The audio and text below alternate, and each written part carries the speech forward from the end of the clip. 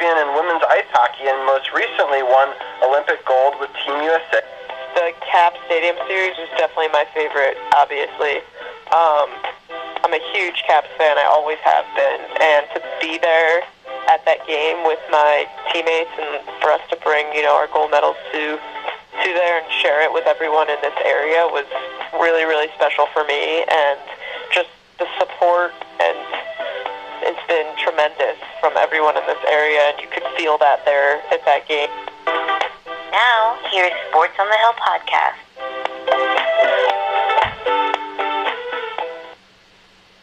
That's right. It's a special Monday night for so many reasons, some good, some bad, but we're going to talk about the good mostly. Oh, hold up. I didn't even start my Facebook Live feed. Wow. I'm messing up already.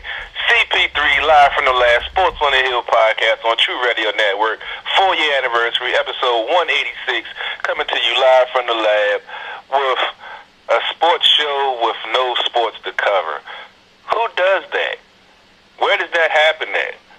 We don't know, but at this state of where we are in the world today with the coronavirus and everything, I don't even know what side is upside down right now. It's like we're in the Twilight Zone.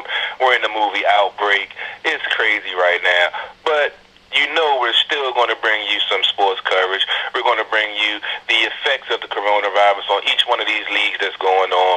Also going to bring you some NFL free agency talk because the NFL free agency period is actually still going to go on. They won't have the physicals. You won't have players visiting the teams and everything. But the official start time of free agency is Wednesday at 4 o'clock. And I got 2 pages of notes already from the prospective moves and trades and franchise tags and all of that. But we're going to get to that in the second hour when we got Dujanay and Paul, the boxing guy, calling in. This first hour was going to be, I don't even know what it's going to be. I've been telling Robbie, we're going to keep a loose show today. We've come to you always with the structure, time stamps, and let you know what we're going to do tonight. Who knows what might happen, because I'm already a couple of shots in.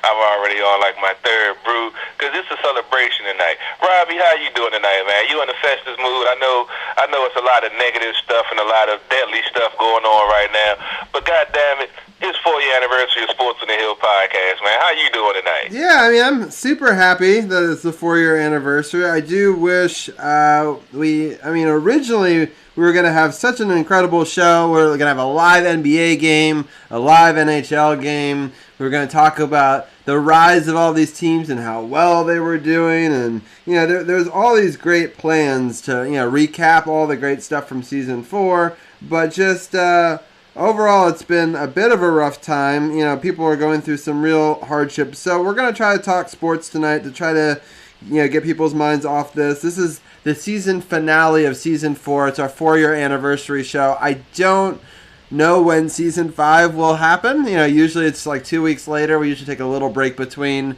But we'll probably bring Season 5 back whenever sports come back. But I'm sure we'll do lots of specials in between. But tonight we'll talk about the reaction from all these different leagues and talk about a little bit of sports. A couple of games happened last week, but mostly about the reactions, and then also talk about the NFL, but also talk about how great these last 4 years have been in general, and how excited we are for Season 5 whenever it ends up coming. No doubt, no doubt. We always going to bring some type of sports coverage, even if it's limited because of, the precautions being taken so this virus doesn't spread around. There's a lot of conspiracy theorists out there. There's a lot of things going on. But point blank, people are getting sick. People are dying. It doesn't matter what happened before. It doesn't matter what happened, under previous political whatever. You got to try to look out. It's better to be safe than sorry. And unfortunately, it's disrupting all the sport. This is something that I know in my lifetime. I know I'm not that old. I'm in my 40s, but I've never seen anything like this where all sports are suspended. The revenue that's being lost, the workers that's losing money. Luckily, we've seen players, some owners still stepping up and paying the employees who have these kind of seasonal jobs to do these at these sporting events, So it's a bigger impact than just the virus itself. It's the financial impact and how it's going to, impact these workers, especially with now Maryland and state and everything being shut down at 5 o'clock. I have a security job in the evening. I done lost my hours for no telling how long since stuff is shut down. So it's going to be a long-lasting effect, and hopefully this thing will subside, and we can go about our lives. But right now, it's a hell of a trickle-down effect on everything involved in this world right now. Yeah, for sure. It's going to be an interesting night for our podcast. It's going to be interesting for a whole host of reasons. Let's just get the ball moving, get a couple different people's perspective here, and then we'll talk about the general 4-year anniversary. We're going to bring in somebody that usually talks hockey with us real quickly from the jump, and then we'll bring in some of our other guests. We've got a lot of people scheduled to be on the show tonight, a lot of different perspectives. The first person I want to bring in is from our hockey talk. Joining us is Anna, live on the TruRadio Network hotline. Anna, how are you doing tonight? No, I'm doing good. It's awesome to be able to still chat with you guys, regardless of all the scariness that's kind of going out there in the world. So happy 4th. I'm honored to and humbled to be part of this with you guys, and I look for many, many more anniversaries in the future. Yeah, for sure. No, we've really enjoyed you being a part of our team. You've been a big part of our hockey conversation every night, and it's been a lot of fun. We've gotten to cover a lot of really great moments, including all the way to the sort of the Stanley Cup, and it's been tremendous. I mean, I think that together some of the highlights for me for some of our hockey moments is obviously having different hockey fans from all over the world join us, whether they be from Australia or from Europe or Wisconsin or all over, and it's really great to see all the different Caps fans. And of course, I've loved the collaborations we've had with the Power Play Point podcast. I know that you and Gil taped a show last night, and I know that it's taken him a little bit to get it up, so I look forward to that in the upcoming days. Again, SportsOTHP's website. You can always click the Power Play Point podcast button for all the latest stuff with that. But and I've really enjoyed our friendship, over the last 4 years and being able to cover stuff. I really love talking to Haley with you and with Carol. I thought that was really phenomenal to have a gold medalist on, and it's been an incredible year. I mean, within those 4 years, I mean, to have the Caps raise the Stanley Cup and to have all the fans come on that show and talk about it was just truly incredible. What sort of things stand out for you in the last couple of years of joining our program from that point of view? Yeah, absolutely. Everything that you said has been fantastic, and I've loved nothing more than to know that when I moved from California, to Virginia, almost 15 years ago, that I had this opportunity to be kind of welcome into the Nationals, into, of course, the Capitals, and this hockey player named Alex Ovechkin, that nobody, we had expectations, and it was like, oh, okay, let's see what this kid can do. And here we are with this fantastic team and captain, and, of course, you can never take away the Stanley Cup. I just, I actually kind of love the fact that the whole Caps family, Caps community has come together, and that we're all listening or watching, that ride in 2018, and listening to John Walton, and listening to Wes Johnson, and listening to anybody that had an opportunity to call a game. It's just it gives you goosebumps. So if we have to looking for a light, something bright going on in the world today, because it's a very scary time. I love that the Caps community is always just kind of there to be like, hey, remember when, or remember when Ovechkin got this many goals, or the save, or whatever it was. So it's been really fantastic to talk with you guys and Power Play Point podcast to just express a difference of opinion at time, which is always a good thing, and then also to just rally behind the team that we just absolutely love and always want to hope for the best. Yeah, definitely. If anybody has any comments or questions and want to shoot it live, we're live over on Carol Porter's for the third page. Also, you can catch it on SportsOTHP's webpage as well. We're going live there, and I've shared it to a bunch of every sports group, because the topics that we'll talk tonight necessarily won't be just about one league or a recap of all the specific games. I will briefly mention that the one game that we thought we'd hopefully come back for ended up becoming a shootout loss. But it was a good game, and they did end up coming back. But unfortunately, they couldn't get the victory. I know that we wanted so badly for your birthday, Anna. But overall, what are some of your thoughts on the Capitals and how they had been doing this season? I definitely feel like they came out strong. I think a lot of people have an expectation of as soon as the first couple of games happen, knowing that we have 82 games, in the season, people are like, this is it, this is the team, we got the cup, and we're going to do this. And I'm more of like, oh, settle down. Like, let's see what happens. And, players are going to get injured and things happen. I feel like the team as a whole came out so strong. Really looked like they had the momentum to keep it going. I feel like there was a little something that kind of changed around that All-Star break. Not sure what it was. But I'm concerned about the inconsistencies currently. There seems to be a little bit of, the chemistry is not quite there, and they just kind of seem off, and I don't know if it's because of the lines. Definitely kind of feeling a little disappointment with John Carlson lately. Gil and I talked about this yesterday, is he injured, or do we not know? Is he distracted with something? Backstrom's another one. We all 100% love Nicholas Backstrom, and we're so glad that he, signed a contract. But I don't know what's going on the second half of the season. I'm kind of a little bit concerned. But then again, we've been in this situation before. It's like you just cannot count this team out. Holtby's rallying. I don't doubt that Samsonov is doing a lot of thinking and practicing and, whatever he can while we're all sort of self-quarantined.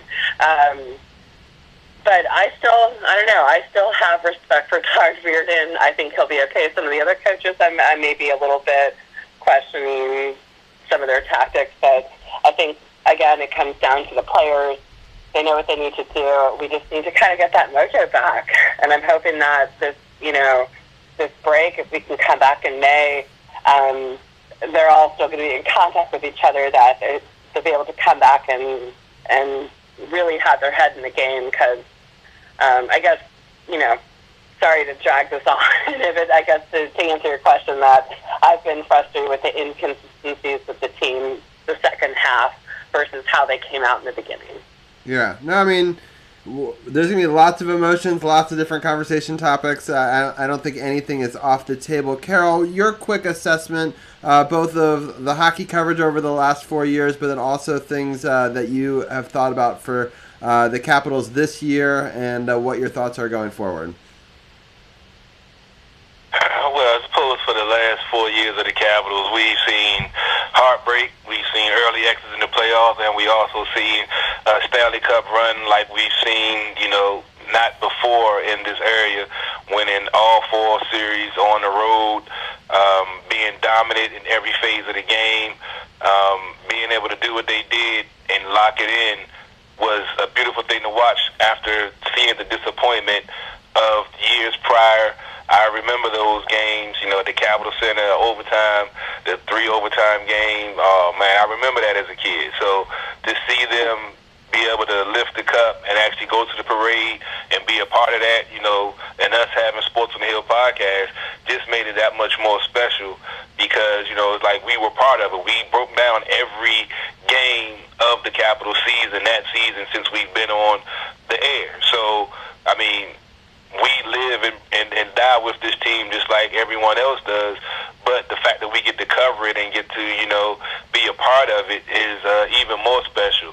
And for this team this year, you know how I am, Robbie. I mean, since they went through that run, even though it's not the same team, granted, they still have the same core.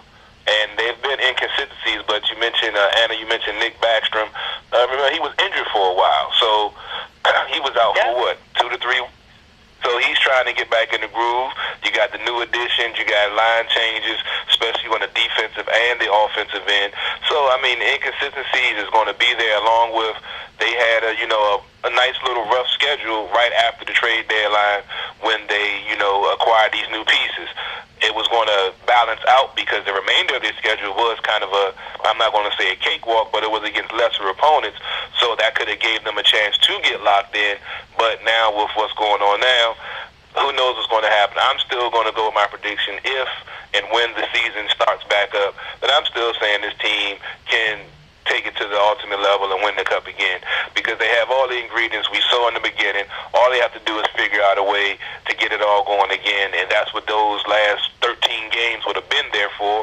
But we'll see how things play out. But I'm not really concerned about this team because you have Ovi, you have Backstrom, you have Kuzi, you have Oshie, you have Wilson, you have Carlson. And then, mention Carlson. I know, Robert, you mentioned you're concerned about Carlson's defensive play also. I know he's paired up with, Dylan now. So he's trying to get used to a new partner. Both of those guys, he was locked in with his partner for a while. Can't remember who it was because it's been so long since we didn't watch hockey. I done forgot. But there's going to be some room for error and some room for growth, especially when you changing up the chemistry on both sides of it and on the power play with them bringing in Kovalchuk. So I'm not really concerned. They're actually breaking down some numbers on the Capitals right now on NHL Network, talking about the season series against the Rangers. Rangers have 2 wins against the Caps, 1. But I guess they're just, bored and just talking about stuff because there's no hockey on. But I think this team is going to be all right once the season starts back up. Yeah, so I want to quickly just read the what the statement was for the NHL because there's been a little bit of an update as well. And I'll go over the update. And then there's a proposed modified playoffs that I thought was going around Facebook today. It's somebody mocked this up, and I wanted to get each of your thoughts on that as well. So let me just give the updated statement. First of all, the regular statement was just in light of ongoing developments resulting from the coronavirus and consulting medical expert, they had decided to suspend the season and it was starting that night. So I won't go too much into that statement because it's an old statement now. But there's an update that happened today, and so I thought I would read that because I think that is actually a little more interesting. Effective immediately, players can opt to return home outside of club's home city, including outside North America, to the extent flights are available. The self-quarantine period should continue with the players home through Friday, March 27th, unless a player's period may be required in accordance with local mandates related to travel. Players should continue to report immediately their symptoms or testing results to the club medical staff. At the end of the self-quarantine period, and depending on world developments between now and then, consideration will be given to allowing the opening of club facilities to players in scheduled and coordinated small groups for voluntary training and care of the players in the same basis as in the off-season. Our objective will be that, in addition to continuing regular updates, we will be able to provide high-level guidance on the potential of opening a training camp period roughly 45 days into the 60-day period covered by the CDC's directive. So breaking that down just a little bit, that means in best case scenario, 45 days after the beginning of this quarantine, they want to do kind of like a training camp and do that for 15 days leading up to a potential return to hockey. Now, there's a question whether or not will that mean, hockey as usual will be without fans. Will it take longer than this because the numbers keep on growing? There's a lot of questions out there. We don't even necessarily know any of the answers to that. But I thought it was interesting that they would do a training camp kind of period and then potentially resume the season, not the postseason.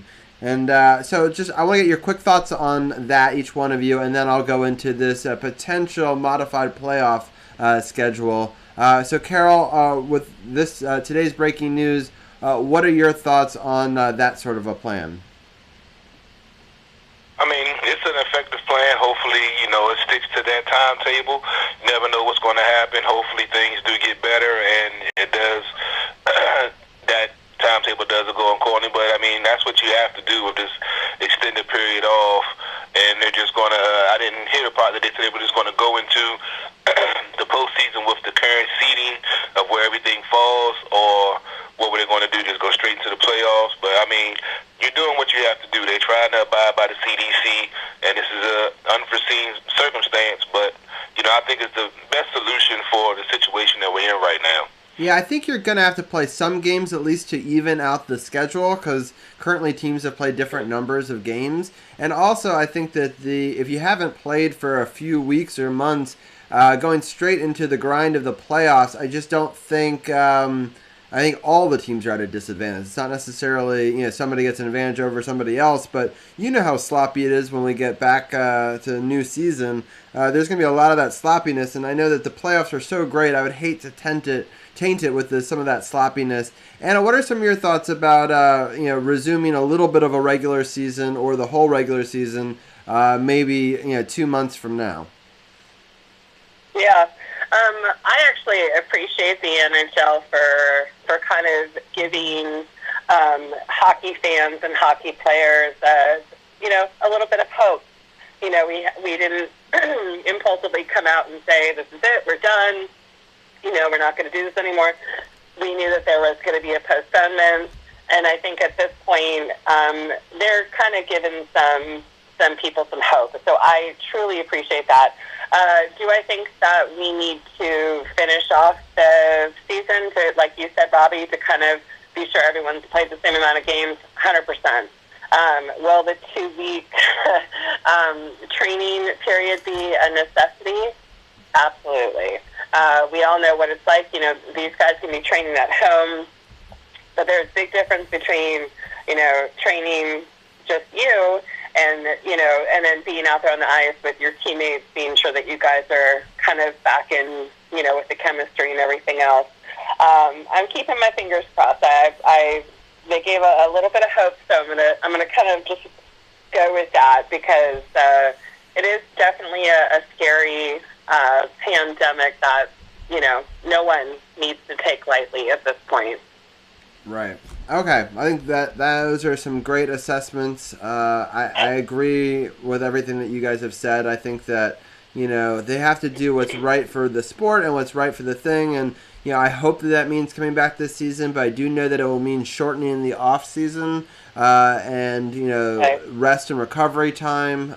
It's not quite the same as quarantine time, and so when do you start the following season if you follow that timetable? So there's a lot of questions there, and obviously this health and safety of the players come first. If they have to cut off the season, which would be a real shame, because it was a year that I really think the Capitals had a chance, to Carol's point, to do really well, then that would be such a shame. But I wouldn't want to potentially ruin future seasons or hurt players by having them overexert themselves going into future seasons as well. So there's definitely things that they've got to balance there.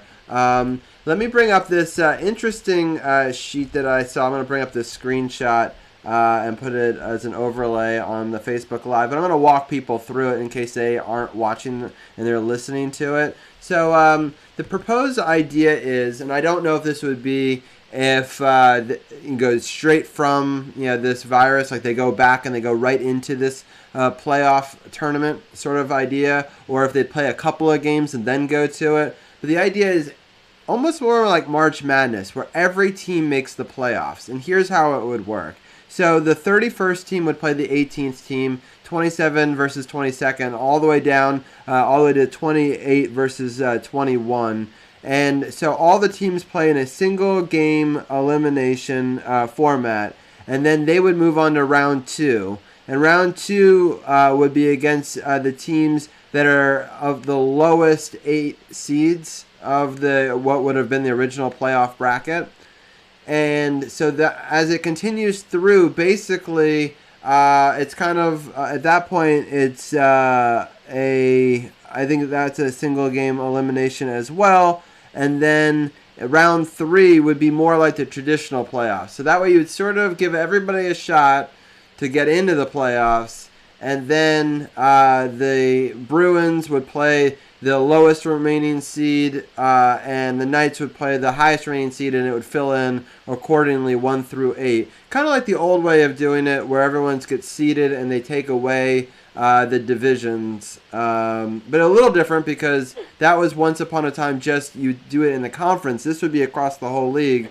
And then the league quarterfinal would be a lot like the second round of the playoffs traditionally. It would be that round 3 would be a best of 5 to shorten it a little bit to make up for the 2 other games.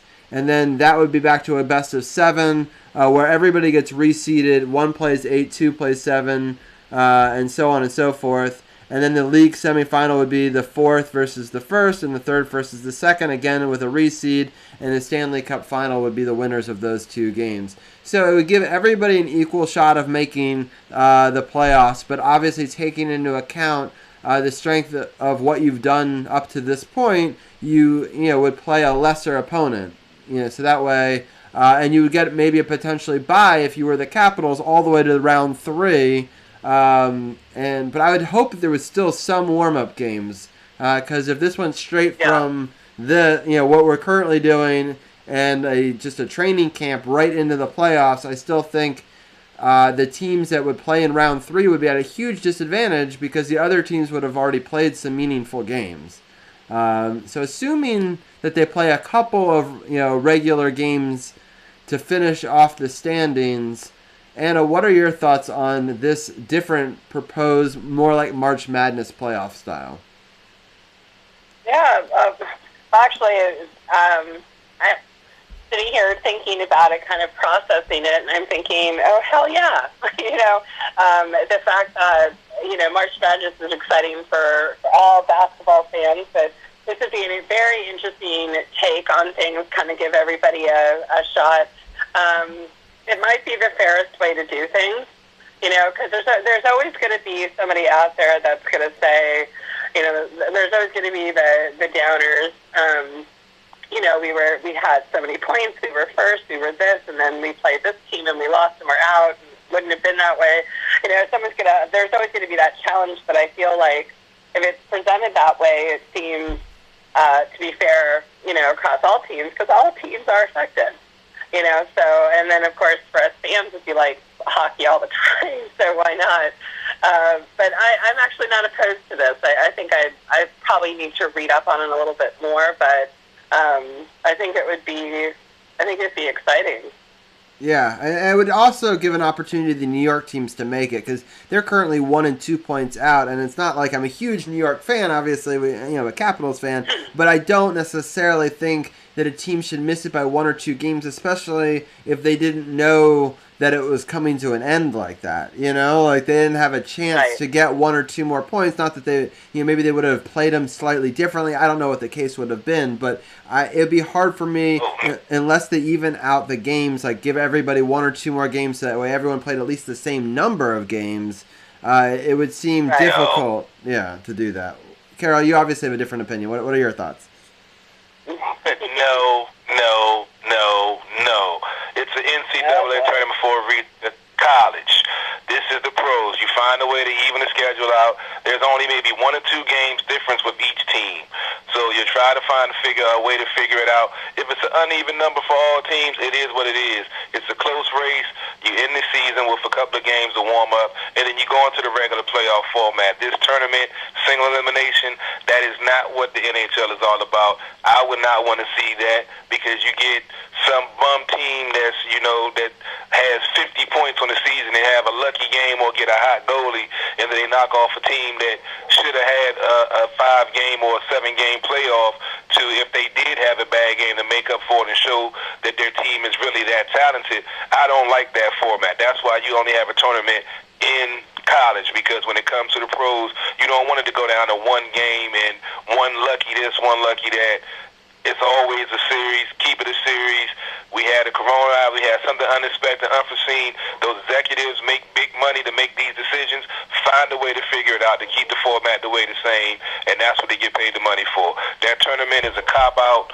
Don't do it. It ain't worth it. Do it the right way, the way it should be done, the way it's been done all throughout hockey hockey history. That's just my opinion. Okay, let me just do one little counter real quick, and then I want to get Anna your thought. So round 1 and round 2 would be the single game elimination. Round 3 would be more like the traditional playoff round 2. So Carol, I want you to think of it more like the one game wild card play-in in baseball than it would be. None of those teams that are in round 1 would have even made the playoffs in the traditional scenario. Everyone in round 2 would have been a wild card person. Or not made it. Shouldn't be there. They weren't good enough in the regular season, and they're going to get in because, whatever loophole, they don't belong in the postseason anyway. So that's why I look at it null and void. This is, I guess, the athlete perspective for me playing.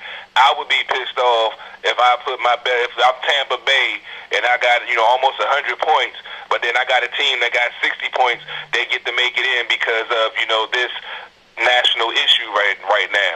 I don't like it. It's like a loophole. It doesn't sit well with me as an athlete. I can't see any athlete, willingly saying, okay, I'll take that. I know some of them probably be like, yeah, let's just get the season going. But as an ex-athlete, having a team that hasn't played well, that doesn't even deserve to make the playoffs, to have a shot at the playoffs, to me, that diminishes the whole season of what they've done up until this point. But Carol, those teams that weren't even going to get in, they've got 2 single elimination rounds to try to even make it into one of the wild card spots in our traditional look of the bracket. So it's not like, Tampa Bay gets a two round bye. That's my opinion. All right, that's fair. Okay, I just think that the Caps in Tampa Bay would get a 2-round bye. They would end up playing like a wild card equivalent opponent, which is exactly where they would be now. And it's a way that, to try to decide the wild card side of it, where all those teams are so close, who gets in for the wild card spots. All right. Not to cut you off, my bad, but like you said, it's kind of a disadvantage to the Tampa and Capitals because the other teams that were lesser opponents, they've got a couple of games to warm up, and because you played better, you haven't had a chance to get your competitive edge going. So then the lesser team that's on that single elimination, they've got that, that little swag back. They got some of their rhythm back. They got some of their timing back. And then you're coming in cold. The higher seed, the better teams are at a disadvantage because they haven't had that time to get that competitive edge going. No, you're right. But thank goodness for the Capital, or for the Nationals, that they had the wild card way to get in, because maybe the Nationals took advantage of exactly that in a different sport. But so sometimes, as you're saying, it can hurt and it can help teams. For Nationals fans, it helped them, but for Capitals fans, it could be disappointing depending on how the results go. I see that we've got a bunch of other people that want to join in on the discussion, and I'm going to let you say your final thoughts on this or anything else, and then when Season 5 resumes, when we have Hockey Talk back, we'll definitely have you back on, and then who knows, we may have you back on to talk about if they have a training camp or anything like that as well. Yeah, absolutely. Well, the only comment I had to ask Carol was whether or not if he had to go with the pseudo March Madness schedule versus canceling the season. Hopefully, we'd be able to kind of get on board with that. But then when you talk about Tampa Bay and how fantastic they were with their numbers, you got to remember we came in and shut them out. So you've got that fantastic team that kind of choked in the end. So I think it makes that March Madness playoff, it looks kind of appealing. I think it would be. I just want hockey to come back. I think that's at any cost at this point. But I feel you. But it's just it's hard. Like at Tampa Bay, it's yes, they were so. 2018, and then we kind of came in and we're like, hey, those last 4 games, we're going to shut you out, and that's what happens, and that's how things go. But aside from all of that, I'm glad that you are both happy and healthy. That's really all that matters, and your families happy at 4th. And yeah, I hope to keep in touch with you guys hopefully soon, because this will be a long time for us to be kind of quarantined inside. There's only so many Netflix shows I can watch, and then I'm like, all right, now what? Yeah, So, I highly suggest. Thank you for. I'll put you on some new shows, and I got some shows for you to watch you probably ain't watching on. I'll put you onto a couple of new shows if it get too bad being quarantined. Right, and I highly recommend you Disney Plus. If you like any Disney-based stuff, it's been incredible. I've been going through the whole Muppet catalog with my son, and he loves it. So I highly recommend that. Looking like a true dad. Yeah. So. So sweet, yeah, and unfortunately, like I've kind of grown out of the Disney thing with my kids, and I'm all about, crime documentaries and all this kind of crazy stuff. And I'm like, all right, I need another addicting show. So Carol, yes, DM me options, because right now I'm watching cooking shows and I'm over it. All right, trust me, I got you. I'm in the Marvel Universe right now, but I got some other stuff that I've been watching that I put you on to. I love it. All right, well, have a great 4th anniversary show, and hopefully I'll talk to you guys in the next 2 weeks or so. Sounds good. All right, we talk to you. I appreciate it as always.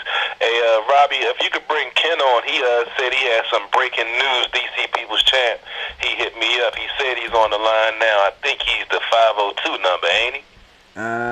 Let's see. Ken, just press 1. We'll get you on. And that'll be the fastest way to do it. I think you're 502. He's usually usually 755. Oh, there it is. You're right. I'm looking at the last 4. You're looking at the first 3. All right, so there you go. Ken, DC's People Champion. I'm going to switch our screen live, and we'll bring Champ in. How are you doing today, Champ? Do we have him? I think. Robbie, I think you I pressed the wrong button, disappeared. Number. Yes, you're right. I have no breaking news except RG3 is on the trading block. So there you go. All right. Well, I've got. I have breaking news. All right. There we go. You pressed 1 and then it disappeared, and then I clicked the thing that was where it was. So that's how I got Tim. Anyway, now we got Tim and Champ. But Champ, go ahead with your breaking news. Well, listen. All right. So this is breaking news out of the wrestling world, and what has to be the biggest impact of the coronavirus in professional wrestling. WrestleMania 36 has been moved from Tampa Bay, Florida to the WWE Performance Center in Orlando. And what's the bigger impact? Not a single wrestling fan will be in attendance to watch it. You can only watch it on the WWE Network. So it goes from debuting on closed-circuit television with WrestleMania 1 to now. You can only watch it on the WWE Network. There won't be a single fan in attendance. It'll only be essential personnel to help produce the show.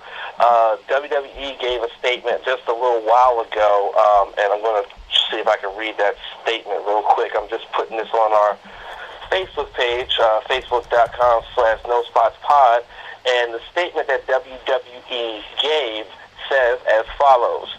It says, quote, in coordination with local partners and government officials, WrestleMania and all related events in Tampa Bay will not take place. However, WrestleMania will still stream live on Sunday, April 5th at 7 p.m. Eastern on WWE Network and be available on pay-per-view. Only essential personnel will be on the closed set of WWE's training facility in Orlando, Florida to produce WrestleMania, end quote. As a wrestling fan, this is shocking.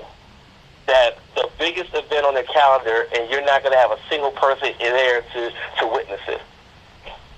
Yeah, it's crazy. I just found the actual quote, and I just put it up on screen if people want to read it. Yeah, that's shocking. I knew that there was a big debate in there. I mean, there was a big match that was this past weekend that was canceled, right? And then a lot of wrestling fans were in, I believe it was Orlando. Wasn't there a show this weekend in Orlando? Yeah, what they did was they moved Friday Night SmackDown to the Performance Center, and they're going to have Raw there at the Performance Center tonight. And it looks like they're going to have Raw, SmackDown, and NXT at the PC for the foreseeable future, with a lot of these states putting restrictions on large group gatherings and things of that nature. But now the biggest show of the year is now going to be in the Performance Center with no one there. You're not going to get the big crowd moments and things like that. This is absolutely amazing. This shows you how big and how impactful this pandemic is. And I talked about it on my podcast on Friday, and Sid and I actually thought they would maybe postpone it until like late spring, early summer, and still have in Tampa, but it looks like they're just going to go ahead and just move it to the Performance Center and keep the same date. And yeah, that's where we are. This is amazing. And then today, 2 other wrestling promotions announced that they were suspending their operations for the foreseeable future because of this pandemic. NWA and Impact. Impact had 2 big events scheduled this month. They're now canceled. They're now postponed. And NWA had a big event and television taping scheduled for in Atlanta in April, and they have been postponed. They're postponing operations until June. So it just continues to be a big move and big news story with wrestling and what this is going on. Yeah. All right, let's bring in the rest of... Oh, Carol, do you have any thoughts before we bring in the rest of the roundtable? I was just going to say, I pretty much saw that coming. I figured that was going to happen. They weren't going to cancel WrestleMania, but if they can move it to a venue where they can control the, like you say, atmosphere, have enough people there, just get their production off, but they're still going to go on. Folks still going to tune in. I don't know if they're going to pipe audio, the old, audio footage from the crowd noise or whatever. I know it's going to be a situation for the wrestlers to put out that crowd. And Nakia Miller, that's on my Facebook Live feed, had a good point to say she'd be pissed if they bought tickets. Did they mention anything about refunding tickets or using them for a future event or something like that? And they didn't say anything on their official announcement about that. So I'm pretty sure that they'll address that at a later date. But I'm pretty sure, like, the immediate news is that they were moving it. Basically, WWE was basically in a lose-lose situation because the city of Tampa had already said if they didn't pull the plug, if WWE did not pull the plug on it by Thursday, they were going to do it. So WWE really had no other option really except to utilize the Performance Center for this event. So, and there was no other option they had except that, outside of canceling it or moving it to a later date. It's crazy. Yeah, well, different time, different day, boy. Yeah, for sure. I actually kind of want to get Paul's thoughts on it real quickly. I see that he's on the line. Paul, I know that you talk about boxing and other types of martial arts. What's your initial take just hearing that? Man, this is crazy, man. I'm not mad one bit about it. I will say I don't watch a lot of WWE like I used to, but I did check out the Performance Center one, and it was just odd, man. I actually was, when you went to me, I was in the process of texting one of my friends over in England.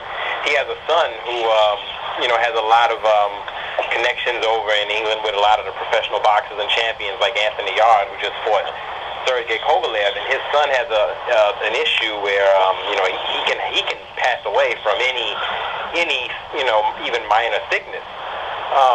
His dream was to go to WrestleMania this year, and it's just sad that they had to change the location and he can't go. But ultimately, I'm a former firefighter EMT, and I've been screaming about this virus for a few weeks now, and I kind of just stopped because I feel like you can't make anyone listen. But I wish they would have done this weeks ago. Of course, we're all upset. We missed in our sports. I'm not a big basketball guy, but I know a lot of people are. What I am a big fan of, though, is golf, and we all know that the Masters got postponed, and rightfully so. I'm a big fan of boxing. A lot of big fights getting canceled. Canelo versus Billy Joe Saunders getting pushed back. Shakur Stevenson's fight got pushed back. Carol's been telling me a lot about XFL, and I finally started to watch the last game when they went to the new quarterback, and now that's gone. And I want them to succeed, and this is rough. And the other thing, Robbie, Carol, the big elephant in the room is y'all know I love my Nats. The first time I called the show was actually to talk Nats, and I feel like, and this is kind of going off the subject, Robbie, what you asked me. I'm sorry, but no, you're fine.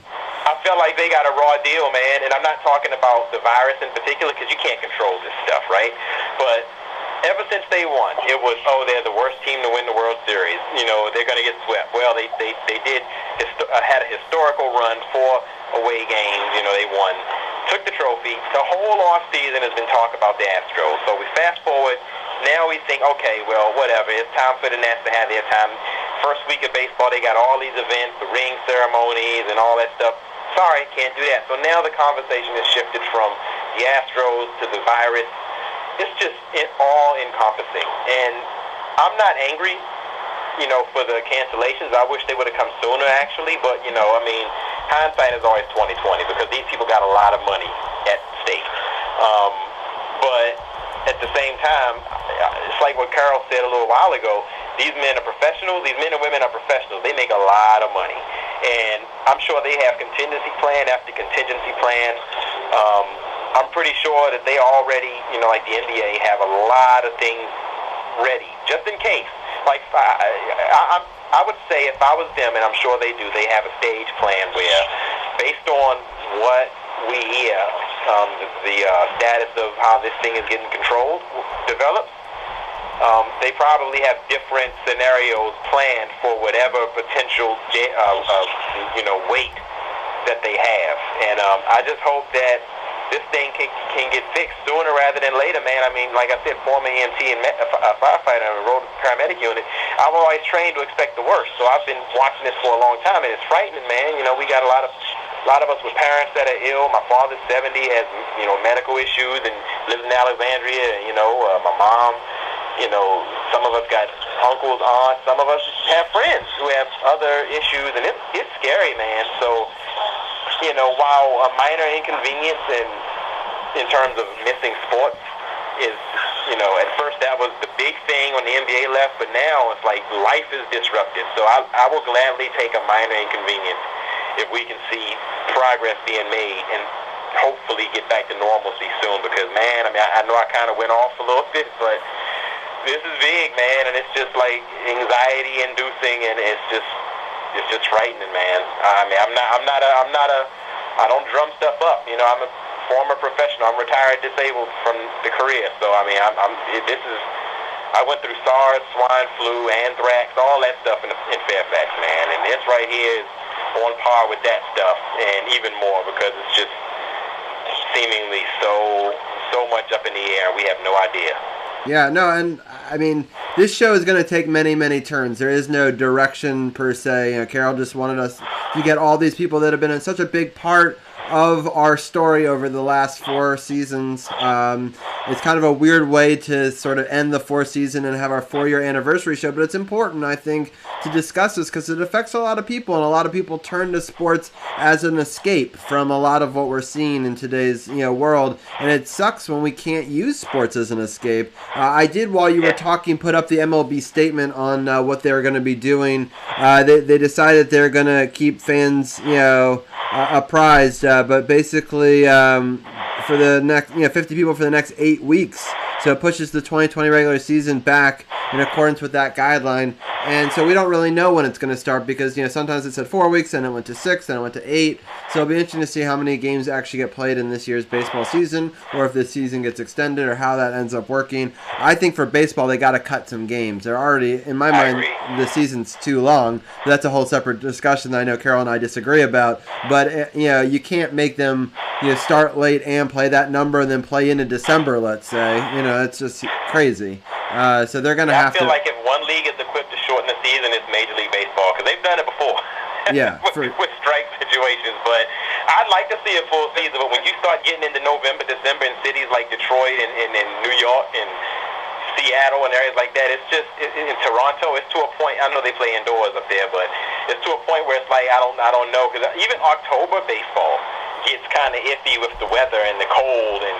You start pushing into November and December with snow, and then you overlap with NFL and all that. It's just, I don't know, man. It's so many things that have to be figured out and worked out. It's just, I can't say I disagree or agree with any particular plan right now. Sort of like you guys were speaking about Carol and Robbie. It's just so many variables, man. And I guess that's the most frightening thing is everything's up in the air. And I wish that the anniversary show, because I was on the last anniversary show. I think the 100th episode. Right. I think was right. Was it 50 or 100? We celebrated both. We've celebrated both with you, I believe. So the 100th.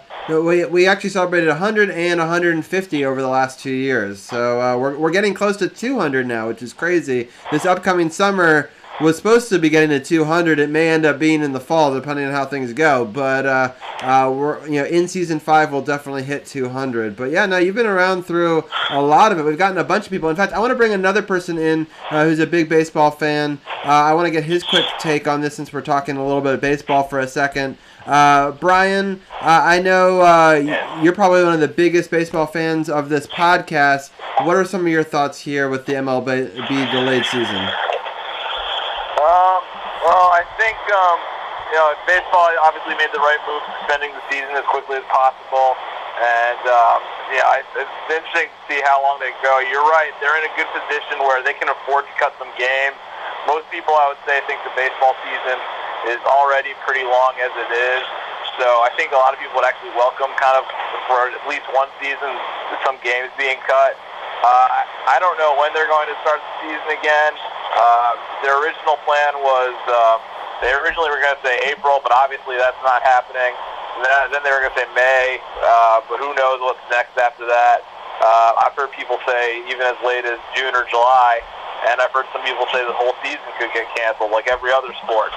So it's interesting to see where they go. But if I'm baseball, you shouldn't worry about maybe missing some games here or there because it's such a long season, and I think a lot of people would actually be open to the idea and might make for a better season overall, if you ask me. Yeah, for sure. Real quickly, I want to get your thoughts on baseball, and then we're going to switch back to gears and talk a little NBA for a second. Tim, what are your thoughts on the shortening of a baseball season? It's definitely long enough. I mean, I don't think anyone's going to be too upset, and you could basically, still have a season that's long enough that you would be confident that every team that made it to the playoffs deserves to be there, besides maybe the Astros. But I just feel like no one's ever said the baseball season's not quite long enough. So, I agree with Brian there. Yeah, it's true. Paul, can I put you back in the listener's queue for just a second, and we'll bring you back for when we talk football talk? Sorry, I was on mute. Yeah, feel free. Okay, sounds good. We'll bring you back in just a couple minutes. We're just going to talk a little bit of basketball. We got the round table on, and so we'll bring Paul back to break down more NFL news when we bring Dujanet in a little bit. We're going to bring in the last person of our basketball round table. We're going to bring in Arun here. And Arun, how are you doing tonight? Not much. I'm relatively good just staying at home and whatever. I guess my life hasn't changed that much since I work from home anyways, and just hoping everyone else doesn't gather up in big groups like they are in Europe and have the consequences later. So I'm doing well. Yeah. All right, so we did a breaking news podcast last week. I assume not everyone got a chance to listen to that. It was kind of a rare show for us to do it on a Wednesday, and a bunch of us joined up together to talk about the NBA and some of the craziness. Champ, for those who aren't following, break it down about how one player who was very obnoxious potentially led to the shutdown of many different sports. You talking about the French dude, right? Yeah. What's his name? Rudy Gobert. Rudy Gobert. Rudy Gobert. Rudy Gobert. I can't even see you say obnoxious. I don't mean to cut you off, kid, but I don't know how true it is, but I saw a report that said Donovan Mitchell does not have it. I haven't had it confirmed, but I saw a report of saying that he did not have the coronavirus. I just want to throw that out there because a lot of folks been throwing shade at Rudy Gobert because of his actions, but folks taking it a little bit too serious. But go ahead, DCP was chatting. Go ahead and handle that. Well, I will say, like I said, Rudy Gobert. I mean, he was making light of the situation. They say he was on there touching microphones and stuff like that.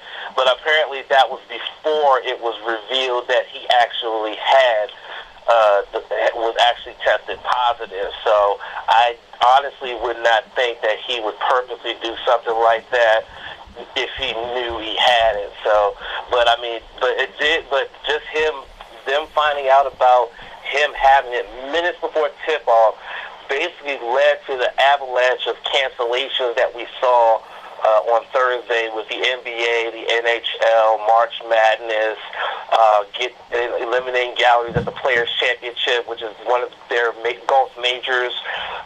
And then, again, with me being the pro wrestling guy here, leading to a ripple effect of pro wrestling shows being canceled and postponed and things of that nature. It all started with Rudy being literally diagnosed with it literally minutes before Utah tipped off with OKC. Yeah. So I want to talk just for a brief moment with Tim, Brian, and Arun. You guys were able to actually go to the last Wizards game before they had to go into self-quarantine because there was basically 30 degrees, or there was 2 degrees of separation between all 30 teams in the NBA. And so the Wizards were exposed to it a number of different ways, potentially. And so Tim, Brian, and Arun, I'll start with you, Tim. What were some of your thoughts going to this last game without knowing it was the last game, and just your overall thoughts on that one?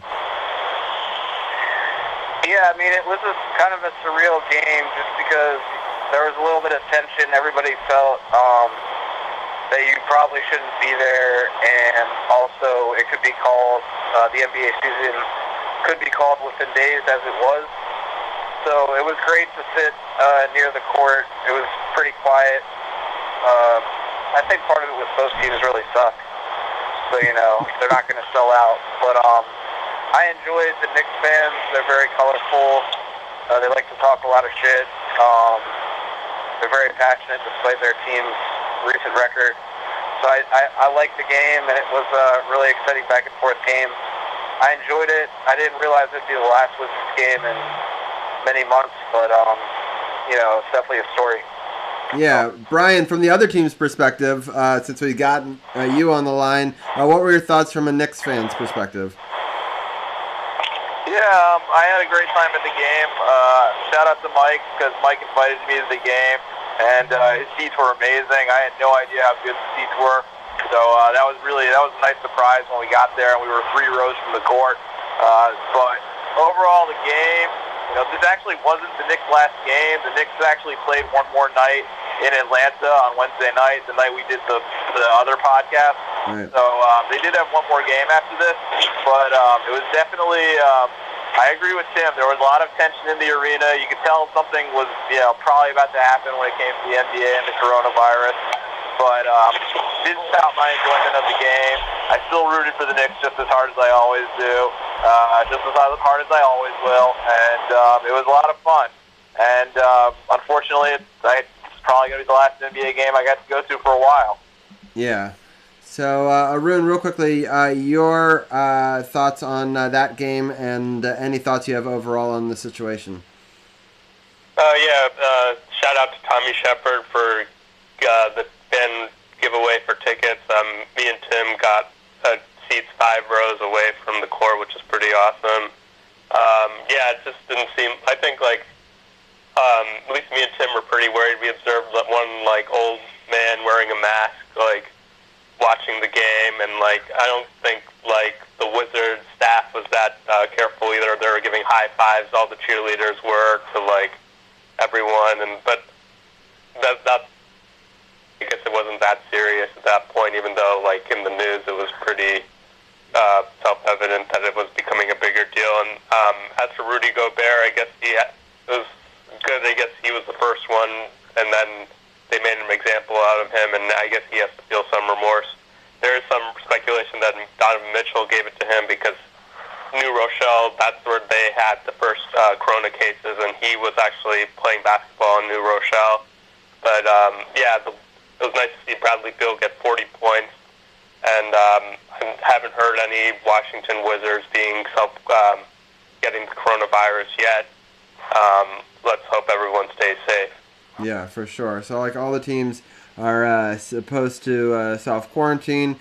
Unlike the NHL, they have not announced whether or not players can go back to their hometowns or whether they have to self-quarantine where their team is. So it'll be interesting to see if any of that changes going forward. Arun, you haven't heard anything more about that, right?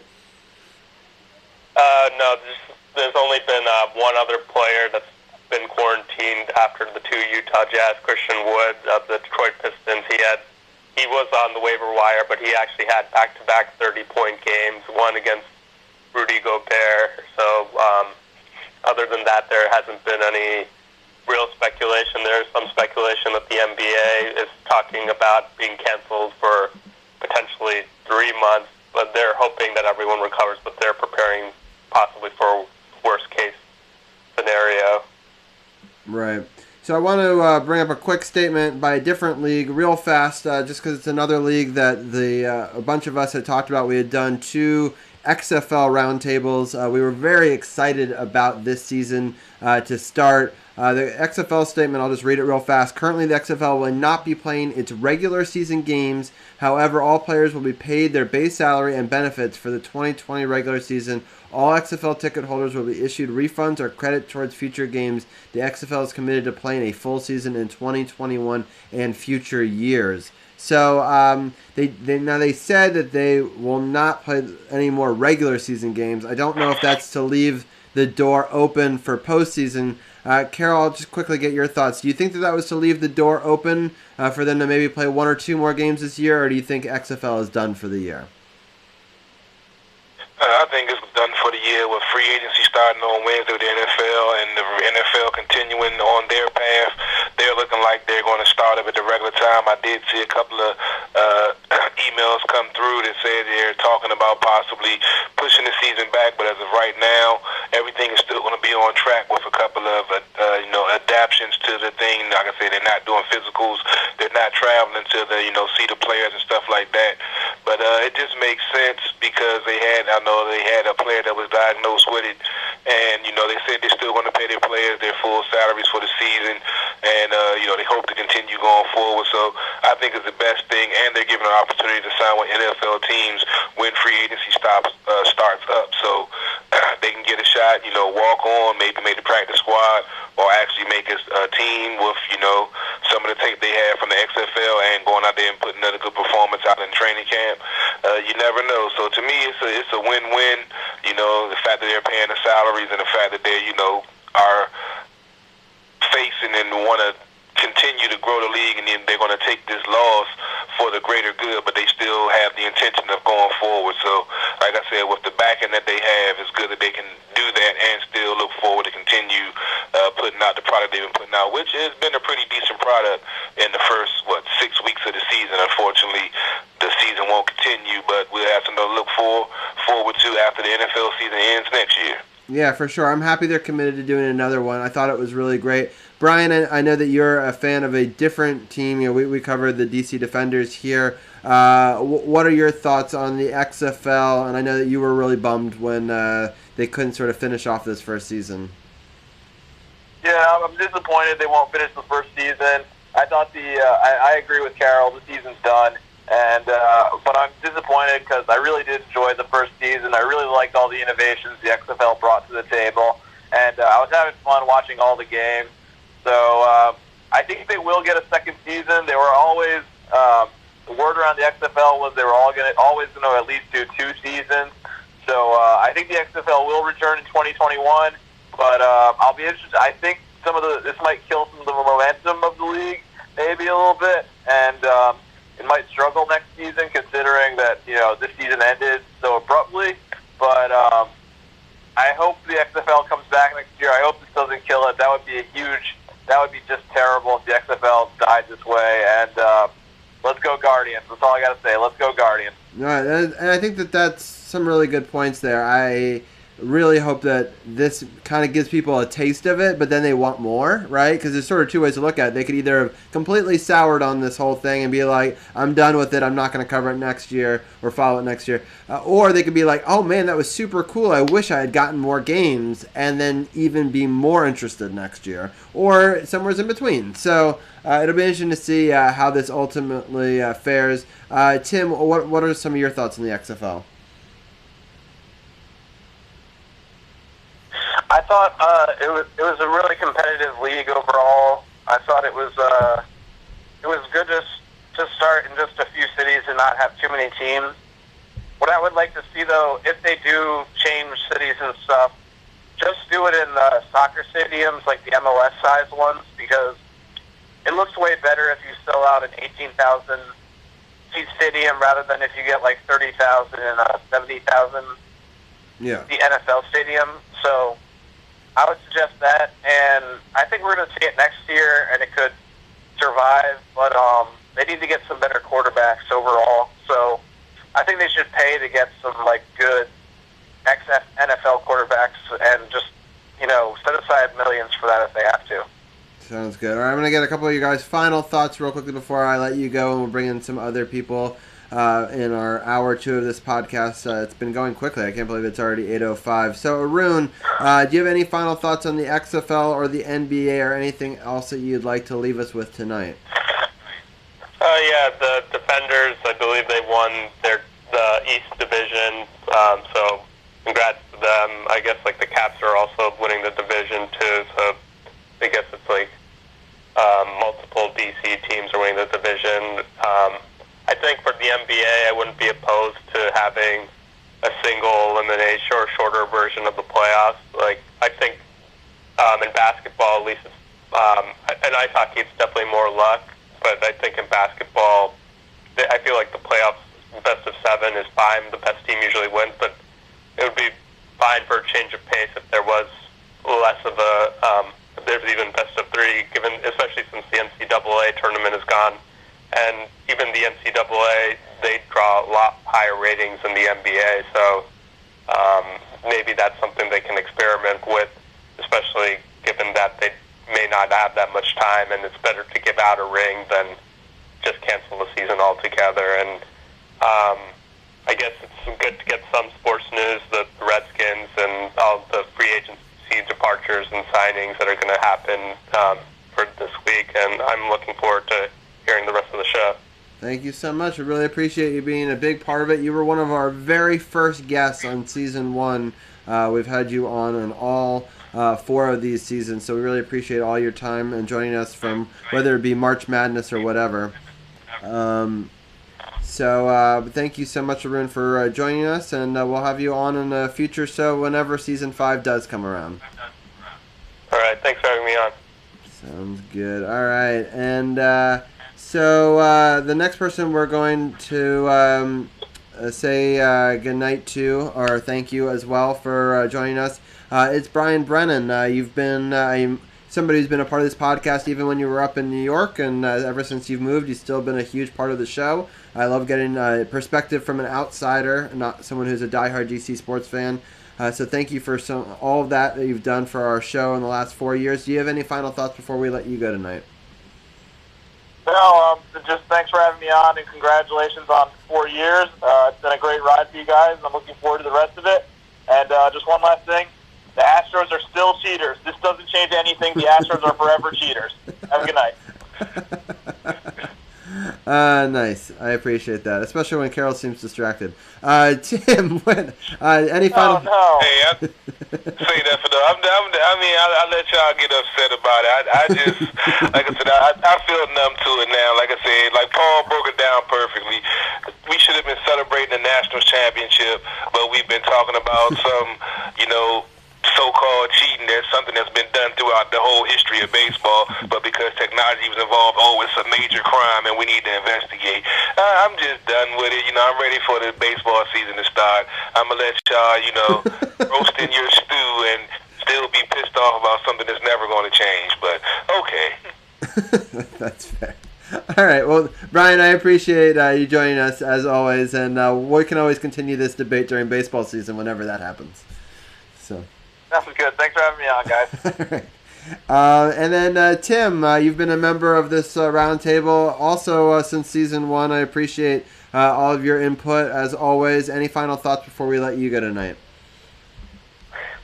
No, that's hard to follow. I didn't expect the baseball cheating back and forth. But, I will say there's always been some shady stuff going on in baseball.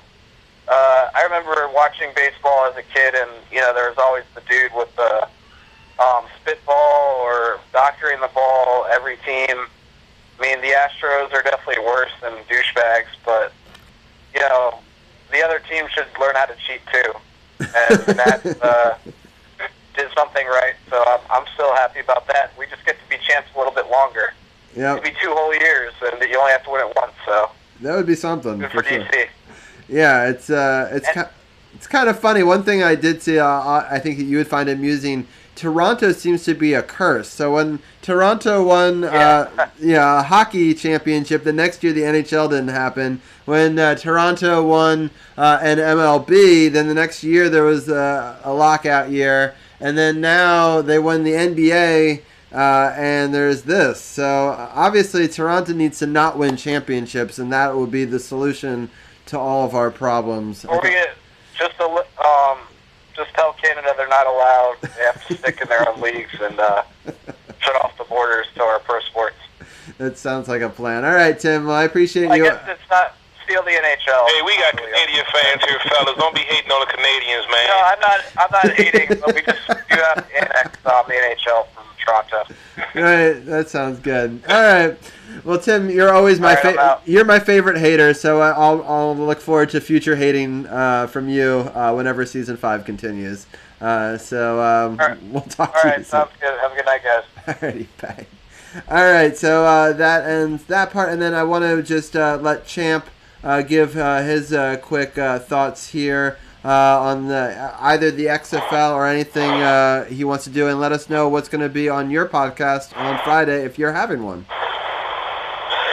Well, yes, we are having one. I actually put something out on my social media that I'm calling on all independent wrestlers that are friends of mine to call into the show this Friday so they can vent about the coronavirus and how it's affecting them with shows being canceled and things of that nature. So we're going to talk about that. And I just got more news in regards to WrestleMania weekend with it moving to the Performance Center that now, unless something changes, their surrounding events such as the Hall of Fame induction ceremony and TakeOver Tampa, which is from NXT, which is supposed to take place the night before WrestleMania, are now postponed until further notice. So guys like Jushin Liger, British Bulldog, the NWO will have to wait to be inducted into the Hall of Fame. But we'll talk about all of that on Friday on No Spots. We will have a show on Friday. The show will go on.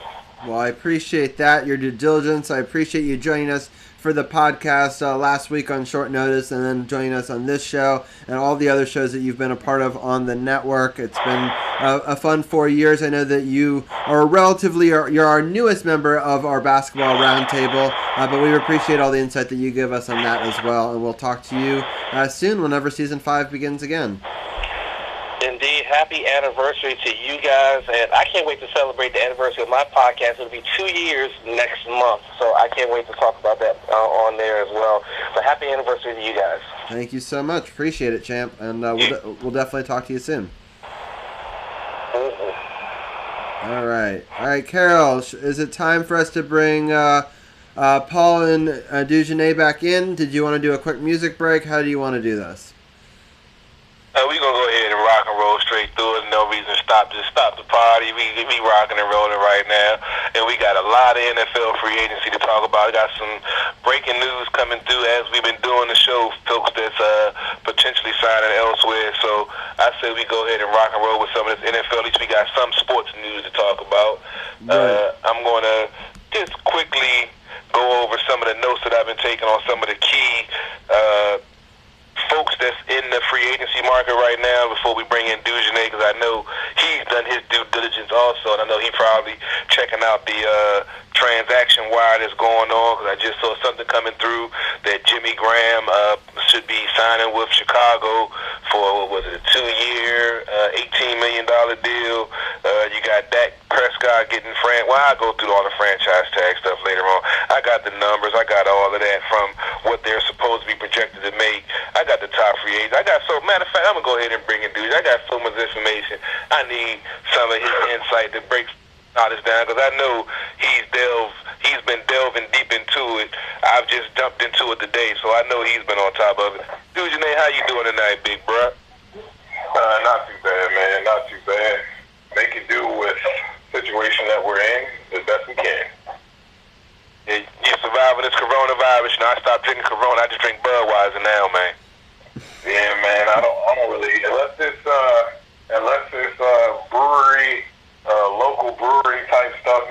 really mess with that other stuff, man. It's either that or it's liquor. Otherwise, I don't really mess with it.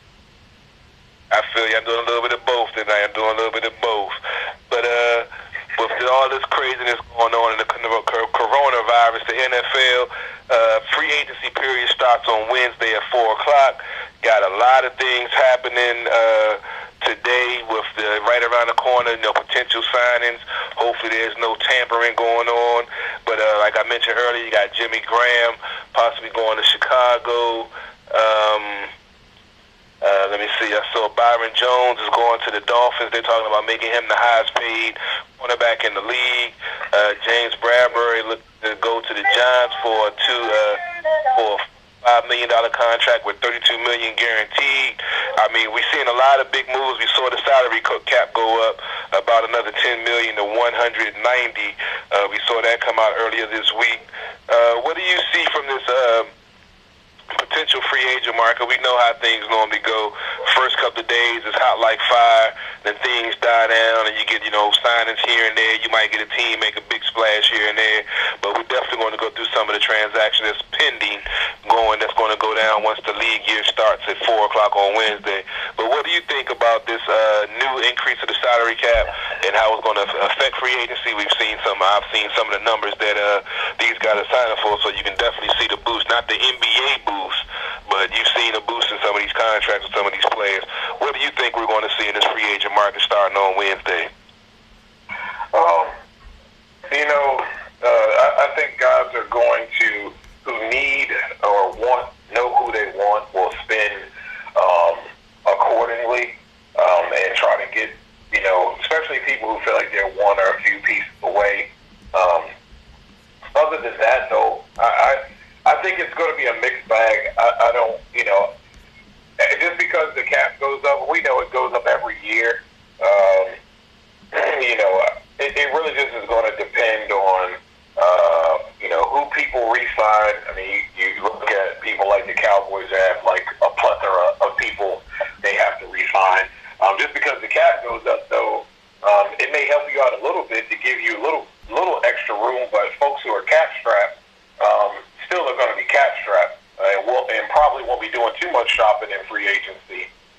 We've seen some crazy moves, some crazy trades, but I think again, you'll have teams that will be aggressive and you'll have teams that will be smart about it. Get some of the players that they feel like that can help their team, that can be that extra pushover for them. Otherwise, they're going to hold serve and try to go about possibly either re-signing some of their own or leaving room for them to be able to sign draft picks. And later on, as the fallout happens and people start making roster cuts, maybe they'll pick up guys that way. So there's all kinds of different strategies to free agency, and I think, again, you'll see a mixed bag of those as we see this thing kick off and go about. No doubt. I'm seeing some major moves going on. Let's just go ahead and go over the franchise tag list right now. There are 16 teams that have designated franchise tags, which means they haven't been able to sign these players to long-term deals that was expected. Starting out, you got Cincinnati with AJ Green. He's looking at 1 year under the franchise tag of $17.8 million. The Broncos, they franchise tag Justin Simmons, a safety, at $11.4 million. Tampa Bay, they franchised Shea Barrett, cornerback. He's looking to make $15.8 million. The LA Chargers franchise Hunter Henry, tight end. He's looking to make $10.6 million if they don't sign him to a long-term deal. Kansas City franchise Chris Jones, defensive tackle. That's $16.1. The Cowboys franchise Dak Prescott, which will be $26.8 million against the cap if he doesn't sign a long-term deal before the season starts. You got the Giants. They franchise Leonard Williams, defensive line. He's looking to make $16.1 million. Jacksonville franchise Yannick I'm not even going to try to pronounce his last name, but he's a defensive back. Defensive end, I'm sorry. He's going to make $17.7 million next year in New England. They actually franchised the offensive lineman, Joe Turney. He's looking to make $14.7. Baltimore, they franchised Matthew Judson, linebacker, at $15.8 million. Redskins franchised Brandon Sheriff. He's looking to make $14.7. Apparently, I heard rumors that he was looking to be the highest paid guard in the league. He wanted around $18 million a year. So, pending a long-term deal, it looked like he's going to make $14.7.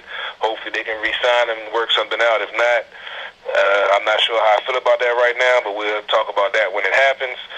Pittsburgh, they franchised Bud Dupree, linebacker, for $15.8 million, and the Titans, after re-signing Ryan Tannehill to a 4-year, I can't remember the numbers, I know it's a 4-year deal, they franchised Derrick Henry, the running back, who led that team to the impressive playoff run. Unfortunately, he didn't get the job done all the way. He'll be making $10.2 million, and I also saw Kenyon Drake for the Cardinals would possibly be getting franchise tag, with the Cardinals making that blockbuster trade with Houston for David Johnson. And make sure I get this right, because that still doesn't make sense to me. David Johnson to Houston for DeAndre Hopkins and a 4th-round pick. They gave up a 2nd-round pick in this year's draft and a 4th-round pick in next year's draft. I'm not sure I really understand that. Dujane, do you have some insight on this? Did Hopkins want to get out of town, or what's going on with this trade? Because to me, it seems a little lopsided for one of the top wide receivers, if not top wide receivers in the league.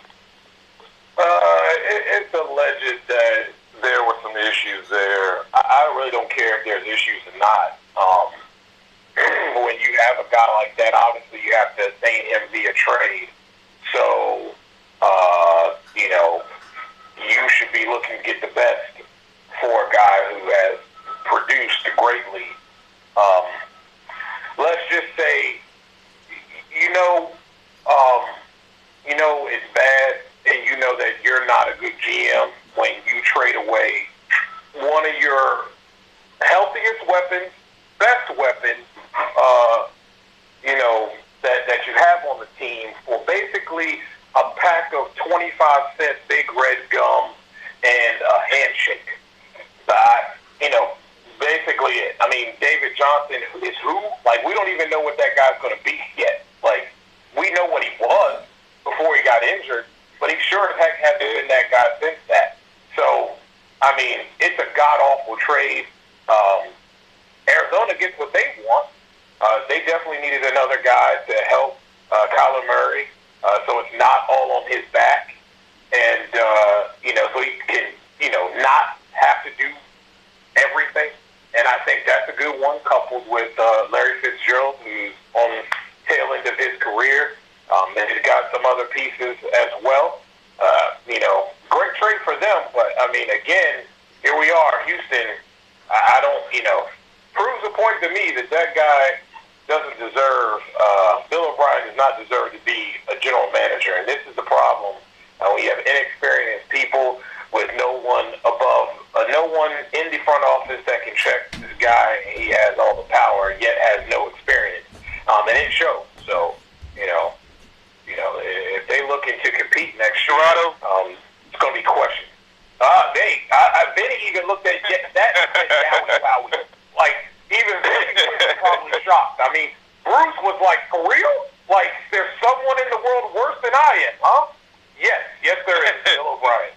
Garbage. No bull. If I had known that guy was out there like that, I'd have bought a whole big box of Big Red and given it to him, because that's what they were giving away for a guy who's a perennial Pro Bowler and an absolute game changer at the wide receiver position. No bull.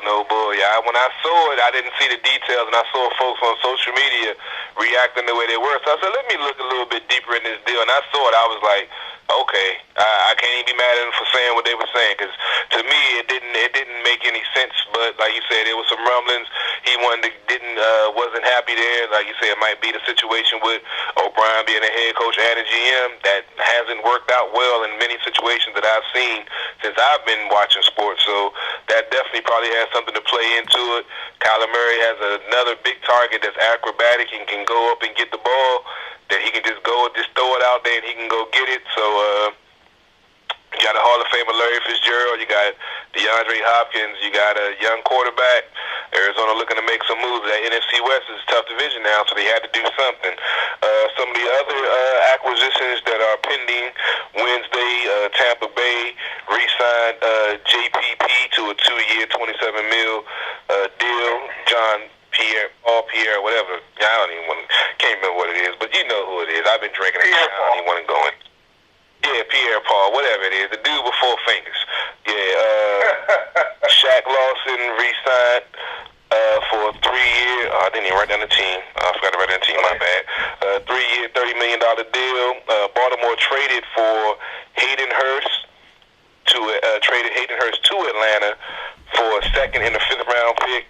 In this draft, Hayden Hurst plus a 4th round pick in this year's draft after they lost out on Austin Hooper, who's looking to sign with the Browns for a 4-year, $24 million deal.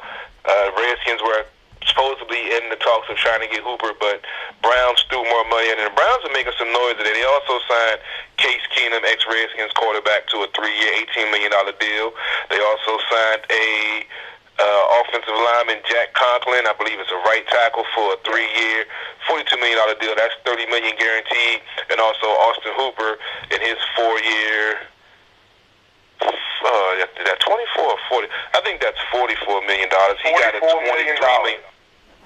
Yeah, $44 million. I couldn't read my own hand right. And $23 million of that is guaranteed. So Browns are looking to make some moves there. Also start not to be the off-season champs. Again, we've known the Redskins to have that title for years in the past, and it never amounted to anything. We're going to see what it does for the Browns, because they have a good core. They have the talent. The question is, do they have the coaches going to take them and develop them into that team that they think they can be? And that's a similar situation here in Washington. And we're going to see how that plays out. Go ahead, say that again.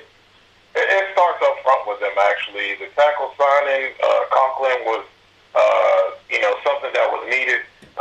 It's a lot of it was a portion of the reason why Baker Mayfield just wasn't the Baker of previous years. Not a lot of great protection, although it wasn't all the offensive line, but that will be a huge help for them.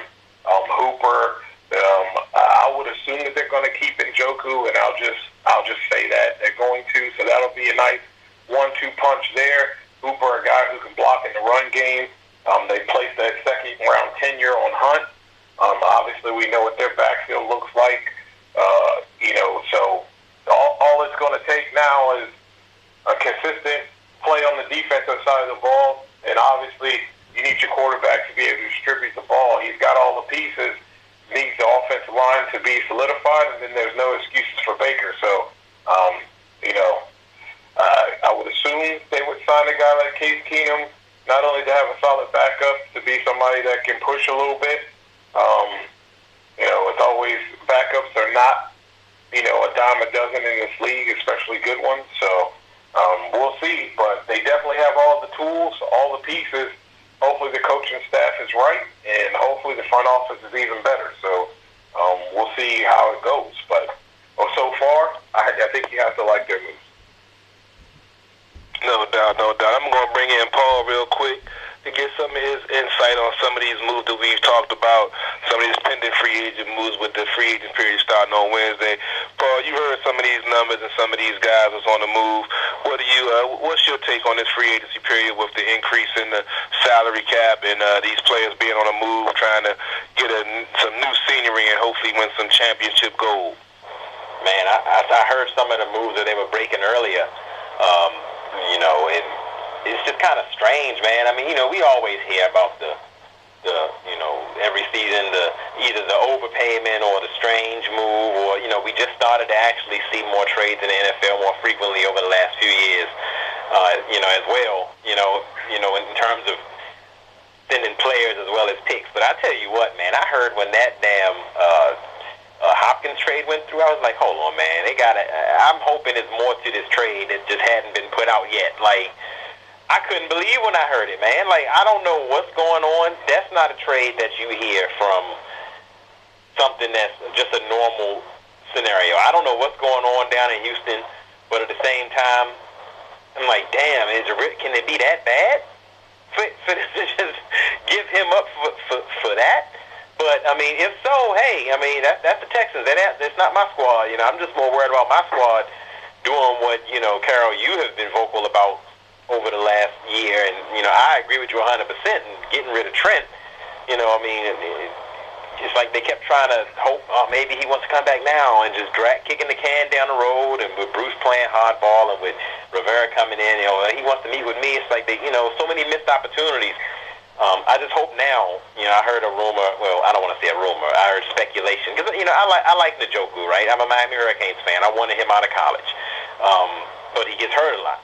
So I heard people saying, maybe the Browns will trade Njoku and a pick for Trent. I'm like, don't think too much into that. I kind of look into the fact that I don't know if the Browns are going to get rid of him, because he's been hurt most of his career. I mean, yeah, he's had his rookie year, which was pretty solid, but they may not be looking to get rid of him, man. I mean, I don't know.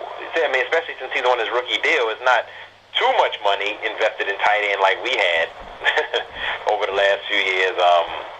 I don't know, man. I'm not as anxious as a lot of Redskins fans I heard are saying, they haven't done nothing yet. I'm like, well, technically it's just the what they call it, flirtation period. And we've seen before, last year especially, we've seen players say one thing during this period, and then when free agency opens up, they sign somewhere else. I'm not really too worried a lot. There's going to be a lot of players out there, man. And ultimately, the Redskins are still in a position where it's not win now. Of course, we need some players. Of course, you got to spend X percentage of the cap, so they got to make some moves. But at the same time, I'm not really worried. I kind of want to see him rebuild. I want to see him get this youth movement in order, add a couple younger, fairly young vets coming off their first contract here and there. I'm not expecting no big year, and I think Redskins fans should, for years, we always said we need to rebuild instead of always talking this reload crap, how they always strive to win now, even though they knew they should rebuild. Now we're in a situation where they can. So it's like, I'm in the patient boat. I know the team's not in a position to do nothing magical next year, like some people want, every year. Everybody thinks they're supposed to win the Super Bowl every year, like they've been winning it perennially for every year of their existence. Outside of the 30s and the Super Bowl loss in the 70s and the 80s and the one in the 90s, they really hadn't had much success. So I don't know where people get this stuff from, but I'm just sitting patient. Carol, I hate to be boring, but you know me. I'm the king of patience, man. I'm always like, wait and see, because being hasty and being worried or being anxious about what's going on, and I mean, look at the Nats last year for an example. We said many times, be patient. They got a whole season. They got a trade deadline. They got players to develop. They got players they can call up. They can fix this, and I feel like the same with football. You got the new CBA here, you got the 17 games or whatever. Teams are going to have to figure out new ways to work their rosters and compensate for the extra game or whatever. But I just feel like now it's just wait and see. Let's pick our spots. Let's give Rivera and them hopefully a chance to see if they can build this thing the right way. They got a nice young core. Let's see if they can add to it this year with a decent draft. Hopefully they can get a good trade with Trent. And I'm not really worried about guys like Hopkins. I'm not saying, we could have got him. Well, we don't got David Johnson.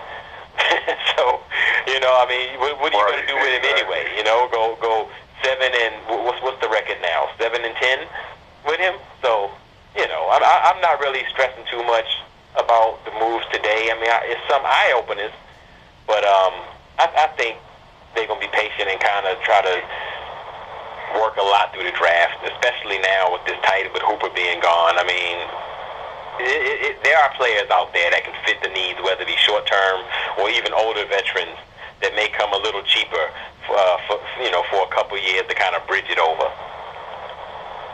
I'm definitely going to go over some of the players, the key players to watch. I was going through the free agents, and I was bored at work today, so I was going through some of the free agents in each position and just not know, top five, but just some names that I saw that I've watched some tape on or whatever. But, Dujane, I was going to get your take on the CBA. I'm glad Paul mentioned that. So what do you take about this supposed new playoff? I saw you posted something on social media on IG with the new supposed playoff format. I don't know. I wasn't sure if you was opposed to it, if you liked it. I looked at it. I mean, to me, it does make sense because to have two teams on a bye week and, other teams playing to get in. One, the top team should get the bye. Second team, hey, that makes it more of a fight for that 1 and 2. If you got number 2 locked in, they already got the bye week locked in, why try to go for that push? But it makes it a little bit more competitive.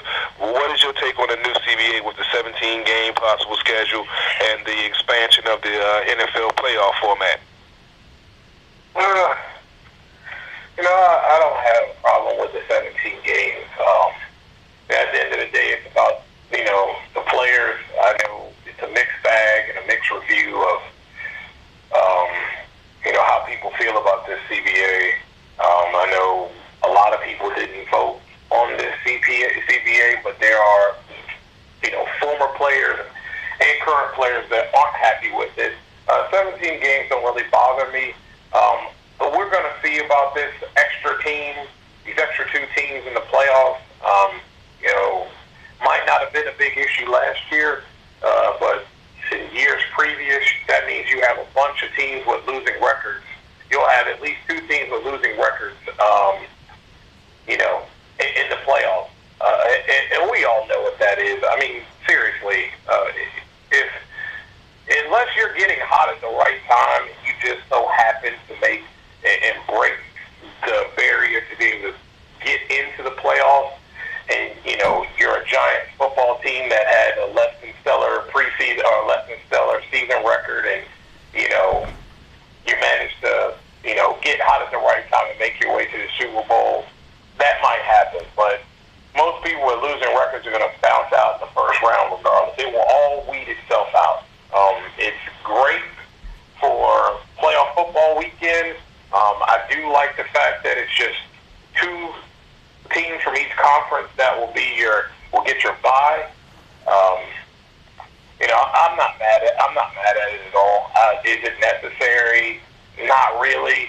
If that's what they want to do because they're shortening the amount of preseason games they're playing, I'm okay with that because they want to keep at least keep the longevity of the season, whether you couple preseason and regular season together. It's not bad. If you're a player, I guess everybody is not always on the same page because people are at different stages of their life. Obviously, young people think differently than people who have been in the league a few years and have some age on them and some maturity, I will say. That doesn't make it hard, or it doesn't make it, it does make it hard to get everybody on the same page. So I don't think it was a bad deal. We'll see how it all plays out once everything, we won't happen this upcoming year, but I believe it's next year when most of this stuff will take place.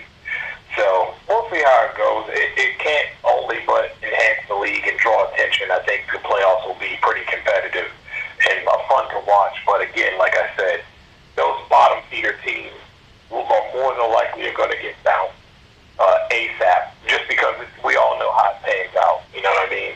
Although the league has seemed to even out all the way across the board, there's very few teams that stink up the joint so bad that it's a given on any given Sunday that particular team is an easy win in an actual bye week.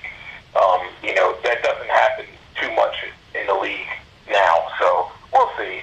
And we'll see when it all, gets a chance to be played out and we get to see this in action. But I don't really have a negative reaction to it at all. Sounds good. Let's go through some of the other signings that I saw that caught my attention today, some of the potential signings. Let's see, what was it? Christian Kirksey, linebacker signed with Green Bay. 2-year, $16 million deal. Green Bay also signed offensive tackle Rick Wagner, which kind of signals that Brian Bulaga time in Green Bay is over. He's I believe, an unrestricted free agent this offseason, so he'll be looking to make a big contract. So with them making that move, they're pretty much saying that they're not going to, chase after him in the market. Not saying the Redskins should, but we do have a left tackle spot that needs to be filled. Hopefully Trent can get that trade done and get up out of here, and the team can move on. But I'm not going to harp on that because that's another episode. I'm not even going to go into that. Tampa Bay, I mentioned that already. Let me handle it. Atlanta, they released Devontae Freeman and Desmond Trufant due to salary cap implications. Let's see. Another corner the Redskins could look at. Oh, yeah, we also know Kendall Fuller and Brassard Breeden on the market also. I'm going to get into the top free agents. I definitely have those on my top cornerback marketable guys that the team could definitely pick back up. Fuller, left on, got traded. Breeden, I'm not too sure he would want to come back after the way he left.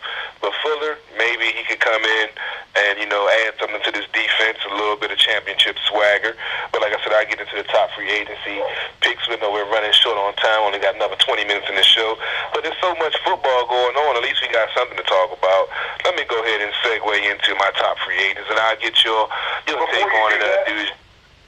Go ahead. What you got for me, brother? Give you some news here.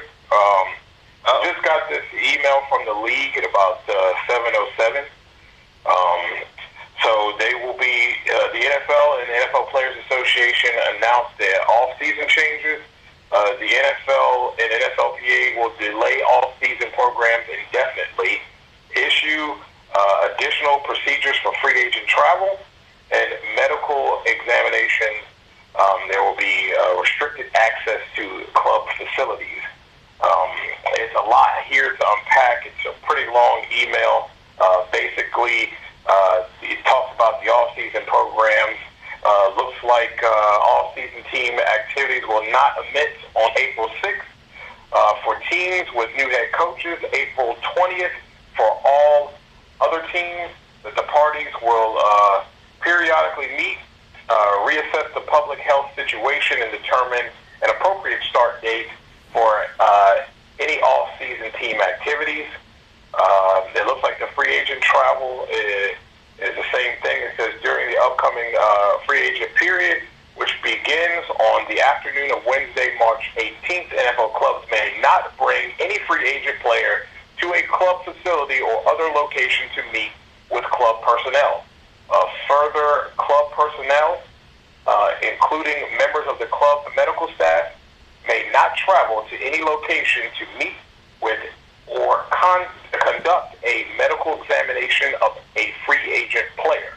I'll leave that paragraph at that. In accessing club facilities, I'm trying to skim to this, find something. It says, as a further step to address issues related to the COVID-19, NFL clubs will close their facilities to players other than those undergoing medical supervision, rehabilitation, and treatment for the next 2 weeks. As we all know, this is going to be tentative. So right now, that's what the tentative plan is. As things unveil and as this is a moving and continual, ever-changing situation that we are in, I'm sure we will be updated, and I will try to disseminate that through social media and through Carol, wherever, to get you guys that information. But that was sent to me at about 7:07 today, or tonight, by the league. Sounds good. Appreciate that information. Like you say, it's an ever-changing situation. It's a fluid thing that's going on, and we haven't seen anything like it before, and glad that the league is getting ahead of it and trying to plan accordingly in this situation that I'm not going to say no one saw coming, but, this unforeseeable incident that's affecting the whole world, not just sports world, but the whole world in general. And just to quickly go over some of the, top free agents, quarterbacks, you got some wild names. You got Brady, you got Breeze, you got Rodgers, you got Bridgewater, running back. You got Melvin Gordon. I just mentioned Devonta Freeman. You got Jordan Howard, wide receiver. You got Amari Cooper, Emmanuel Sanders, Randall Cobb. This is a guy in Kansas City, DeMarcus Robinson. I think wherever he goes, when he gets a chance to shine, he's going to be a dynamic player. Not as dynamic as Tyreek Hill, but I feel like he can definitely make some noise if he gets a chance to get some go. Because I've been watching him when he's got a chance to get the ball, he's made some things happen. Not saying the Redskins should pick him up, but I'm just saying wherever he goes, I think that, if I'm playing fantasy football, he's going to be somebody I'm going to have as my flex position because I feel like he can make some noise. Tight ends, Austin Hooper was on the market now that he's signed by the Browns. You got Eric Ebron. I had Jimmy Graham like he's going to Chicago. And you got Tyler Eifert from Cincinnati. I wouldn't mind seeing Tyler in a Redskins uniform at tight end playing for the Redskins because he has good hands. He can block. Not the best blocker, but he's a decent blocker, and he's a threat in the passing game. I know when the Redskins played him a couple of times, he had a 100-yard game when the Redskins were running that damn seam route that we couldn't stop for no reason. And offensive line, I just missed Conklin. He is off the market. Brian Blogger, who I just mentioned, Connor. I can't even read my own handwriting. Connor Murray, I'm not even going to try. And Trent Williams hopefully will be getting traded up out of here soon as somebody can pick his butt up. The offensive guys that I named, Dujanet, is anybody that stands out to you, anybody that you're watching on the market that think might make an impact going somewhere in this free agent market? I'm actually looking at, I know Amari Cooper is the guy that I would look at wide receiver. To couple him with I'll premise that with this. I don't feel like the Redskins wide receiver core is in a dire strait. If you can get Amari Cooper, then that's great. But I do think that they have enough weapons to get things done. I think there are too many guys, Calvin Harmon. You have out there that are just overlooked in my opinion. But if you added Amari Cooper on that, then now that definitely takes you to a whole nother level, makes it a quick turnaround, gives you somebody that people have to game plan for because of his ability to take the top off the defense, but he works the middle very well. I was looking, and I know it's been said before, we know about the injury history here in Washington, but I was looking at a guy like Delaney Walker.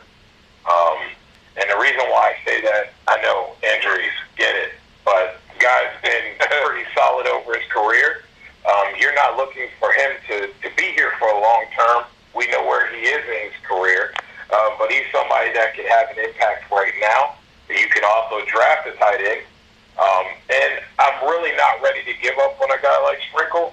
I don't think he's don't get me wrong. I don't believe right now that he's somebody that's going to start for you later. But Delaney Walker would be a stopgap kind of guy. I don't hate him at all, especially since they were unable to get Hooper. I do like your Eric Ebron, but Ebron is the same thing. Injuries as well that you have to be concerned about. We know the history here with Washington and that. Tyler Eifert, I do like that as well. Somebody who can block, but also has the ability to run that route that the Redskins like, running that tight end up the middle, and being able to create mismatches with linebackers, etc.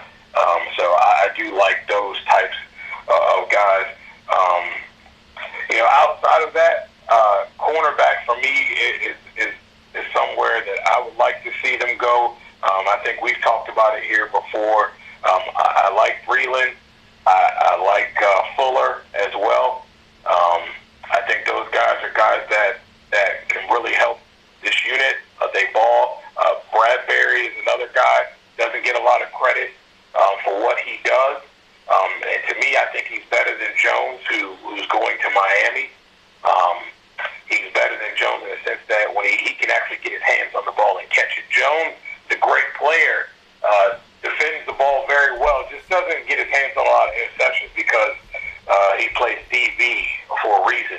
His hands are like stone. He doesn't catch very many interceptions. So forget there's a safety out here that I thought would be a great pair, and I can't think of his name right now. I haven't went to the defensive guys yet. Hold fast, bro. Gotcha. I'm about to go to the defensive guys now. We got defensive line. Some of the key folks is out there: Jordan Phillips, Ndamukong Suh, DJ Reader, and Javon Hargrove. You got some pass rushers, linebackers, defensive end / Jadeveon Clowney, Dante Fowler. Pierre Paul just got locked up back again by Tampa Bay. Everson Griffin from out of Minnesota. Linebackers, I forgot to mention the Redskins re-signed John Bostic. I forgot the numbers of the day. I think it was, I forgot, I don't even want to speculate, but they did re-sign him. I'm We not spoke sure about what the that. numbers were. They weren't very high, though. But I do understand. Yeah, no, it wasn't. I think it was something. I think it was like a 3-year deal for like $1 million, something like that. Yeah.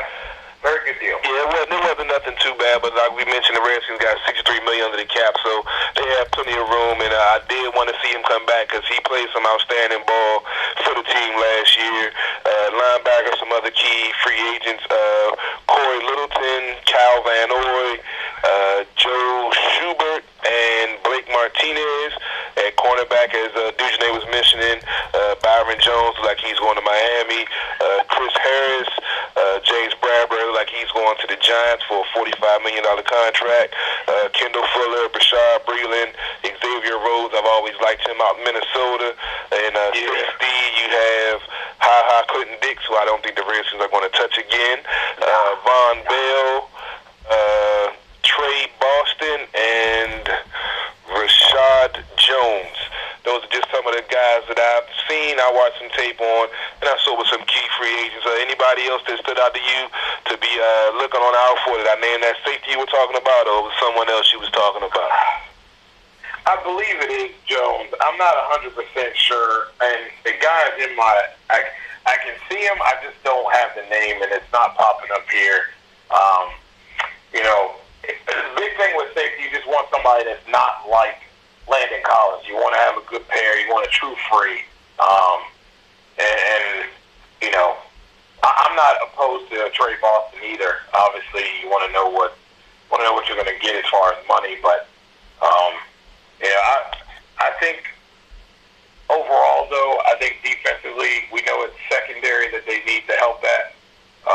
And you know, I just think you have to be cautious in the sense that you want guys that are experienced and that can play. You don't want to get guys that are too old. Fortunate enough, it looks like most of the corners outside of Josh Norman is the oldest that is on free agency market. Everyone else, everyone that is good is usually is 30 or under, so that's always a good thing. You know, Redskins are pretty solid on defense outside of secondary, and you just need to plug in guys for depth. I don't have the thought that this is going to be a major rebuild for the Redskins, and I know that Paul, you know, wants to see that, and I think they have done a good job of doing that. I really don't think there's that many old guys and that many has-beens or people that are retreads on this football team. There's a lot of draft picks on this football team. Now it's just rounding it out with depth that can not just about filling holes, but guys that can ball and that are football players. And I know that sounds so much like, you know, 2 GMs ago, but it's fact though. You got your guys that are balling out. Now you need the guys that are solid football players and you know, pay attention to detail and can complement some of these big ballers that you have defensively. You know, obviously they have the room to spend the money, and honestly, it's not about paying a guy a lot of money. It's quality over quantity, I guess I'm trying to say. And quantity in the sense that I don't care. I don't need the most uber talented guy and pay him big time bucks. But if I can pay a guy that's reasonable and he's talented, but also pays attention to detail, that's what's important. You know, and that's what Ron Rivera's going to do. I think it's pretty clear. We've seen his football teams and what he's done there in Carolina. You know, it's more of a collective deal, and if everybody buys in, we know what Jack Del Rio brings to the table. I don't think it's silly to think that they could have a quick turnaround and at least be competitive. Who knows what the record will be, but I know they'll be more competitive than they were last year. And when we saw that with just a simple head coach change to someone who was trying to at least establish some kind of identity, whether you liked it or not. We always didn't agree with Callahan and his abilities and what he chose to do offensively, but he did see a change there. So I think that all those things are going to couple in helping the team to get further along. And whether it looks like it or not, they're in a better place today than they were when the regime changed and they thought that the Shanahans were going to be the saviors and get this thing turned around. They're in a better situation than they were then now. So I think that's a plus for fans to be able to look at. But lots of decent players out there. It'll be very interesting to see what they do here when things break loose here on Wednesday. No doubt. Paul, I'm going to get your take before we get ready to get up out of here. Robbie says he got a special guest calling in around the 9 o'clock hour to go on the OT. So, Paul, I'm going to get your take on this football free agency period is about to start. You heard some of the key names that I mentioned in the free agency market. Where would you like to see this team go in the future and getting a couple of key free agents along with some draft picks to add to the talent on this team? It's crazy because when you name it Dominican Sue, I'm like, damn, he a free agent again? Like, it seems like that dude a free agent every other year. But I mean, I'm not in disagreement, man. I mean, I know I want them to rebuild, but by rebuild, I don't mean just scrap everything and just try to and just fill their roster out with a bunch of cheap bums because they got to spend that certain percentage. But I just mean like be smart about where they place their big bucks. I mean, I know we need. We definitely have a need on the line, especially now. Eric Flowers, we got him paid. I saw he's got a pretty good deal, so they're going to need some help. Especially, Trent Wayler's gone. But the thing is, I tell people all the time that say, there's some urgent need now that Trent's gone. Like, well, Trent was gone last year. I mean, obviously we do need to shore up the line. Obviously, so I feel like if there's some decent money to be spent, I'm always, me and Hurt always talk about this, I'm always for spending money up front, especially on defense too, if they're going back to this 4-3 like we heard, because, I remember the year when, I think it was Philly, when it seemed like them dudes was like the Spurs of defensive line. They can rotate 7-8 guys in and out of that line consistently, and I'm always down for that.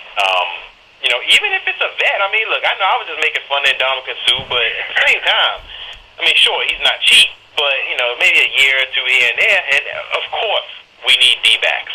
I always identify we need D-backs, but at the same time, I like to bring up when Philly had their entire secondary make the Pro Bowl, when they had Quentin Jammer and all those guys, and then as soon as Hugh Douglas and Jeremiah Trotter and all those dudes up front left, they stunk up the joint.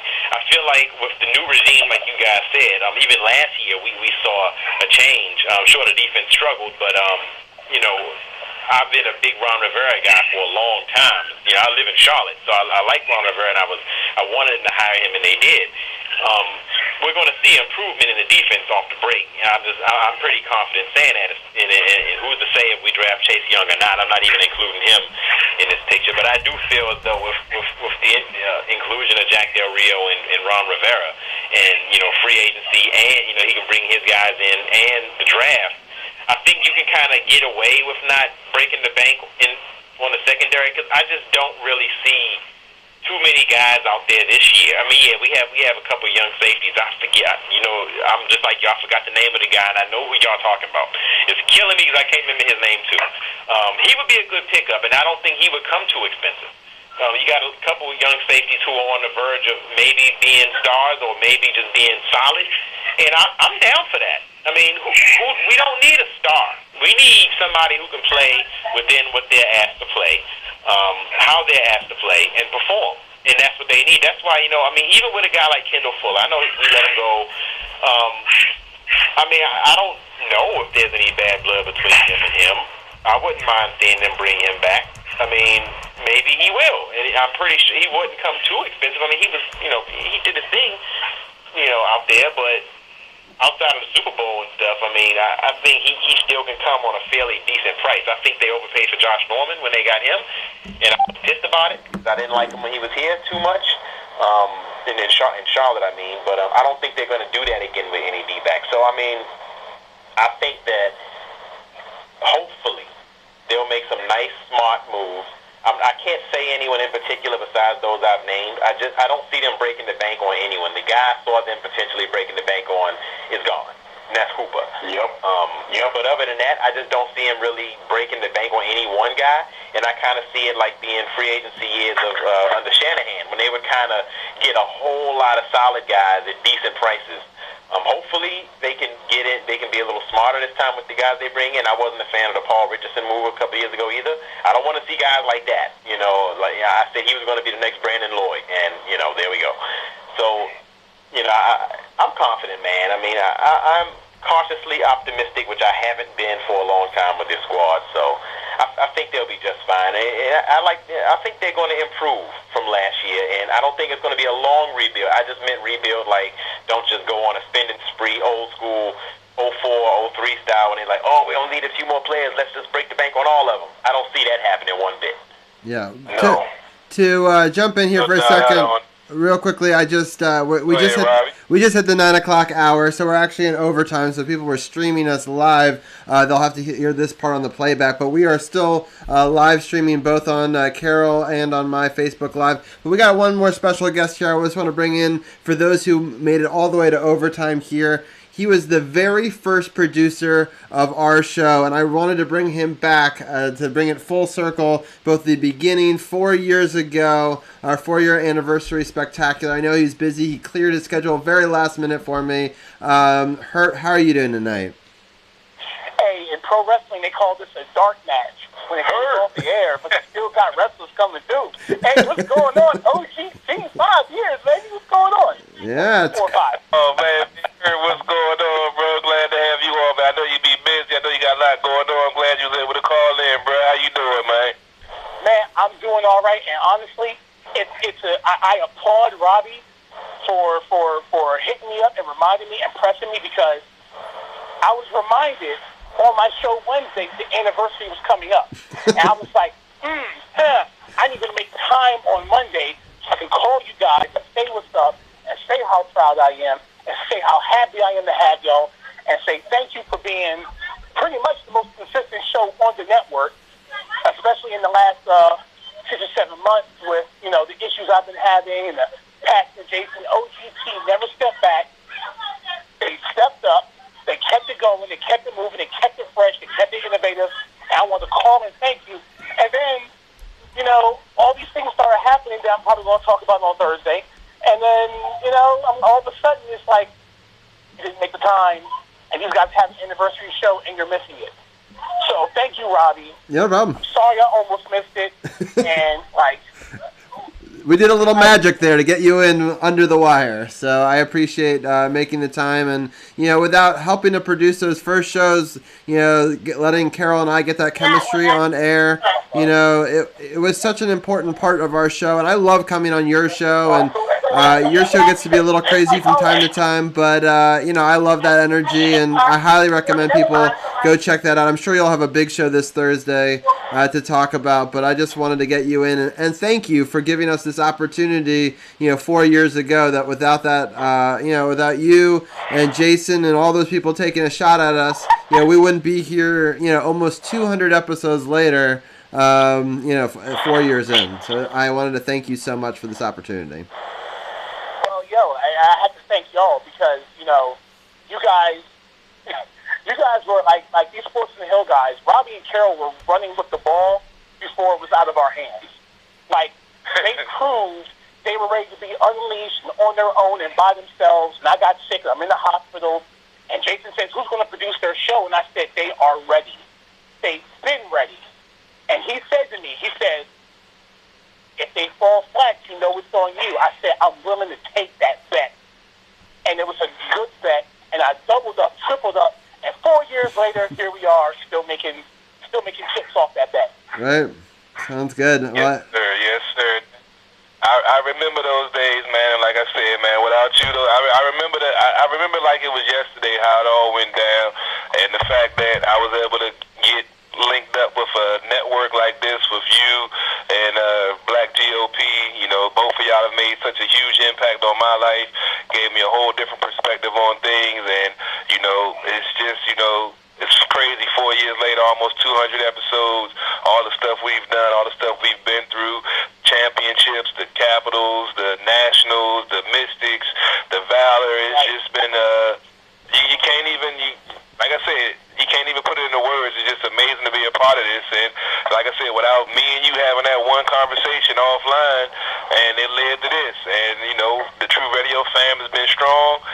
Sports on the Hill podcast wouldn't be a thing without True Radio Network. So we're definitely going to keep pushing forward. We're definitely going to make this thing do what it do. And we're going to keep on bringing you some of the best sports coverage around.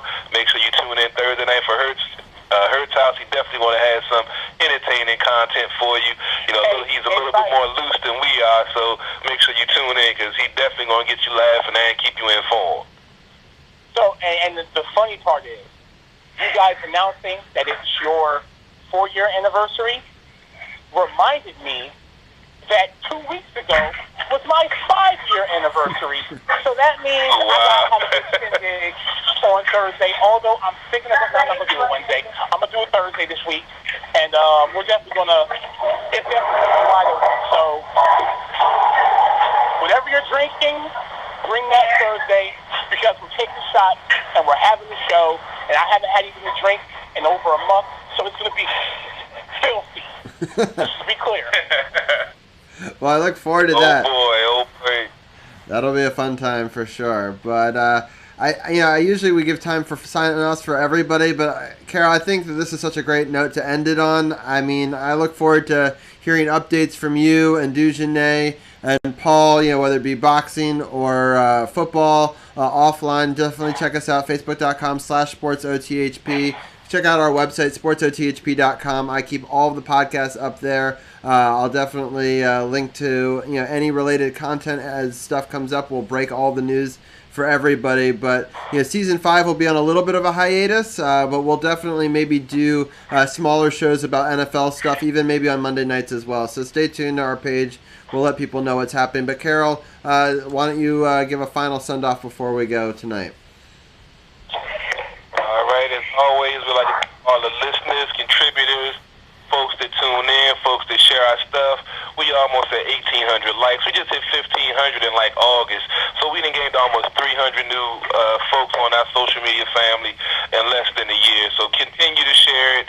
Let folks know that you got real DC sports coverage out here, even though there's no sports going on right now. But we still brought you an action-packed 2-hour-plus show talking about everything sports-related with the coronavirus, with whatever.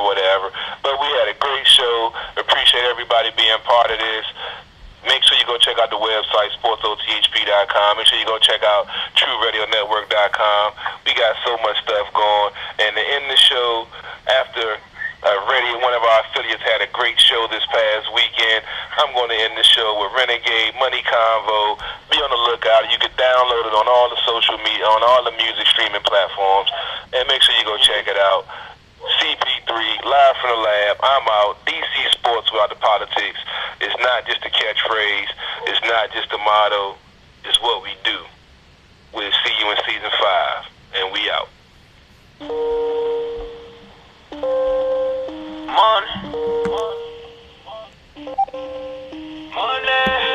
Thank you guys so much for joining us. I know it was a long final episode, but I really appreciate it for those for sticking through it.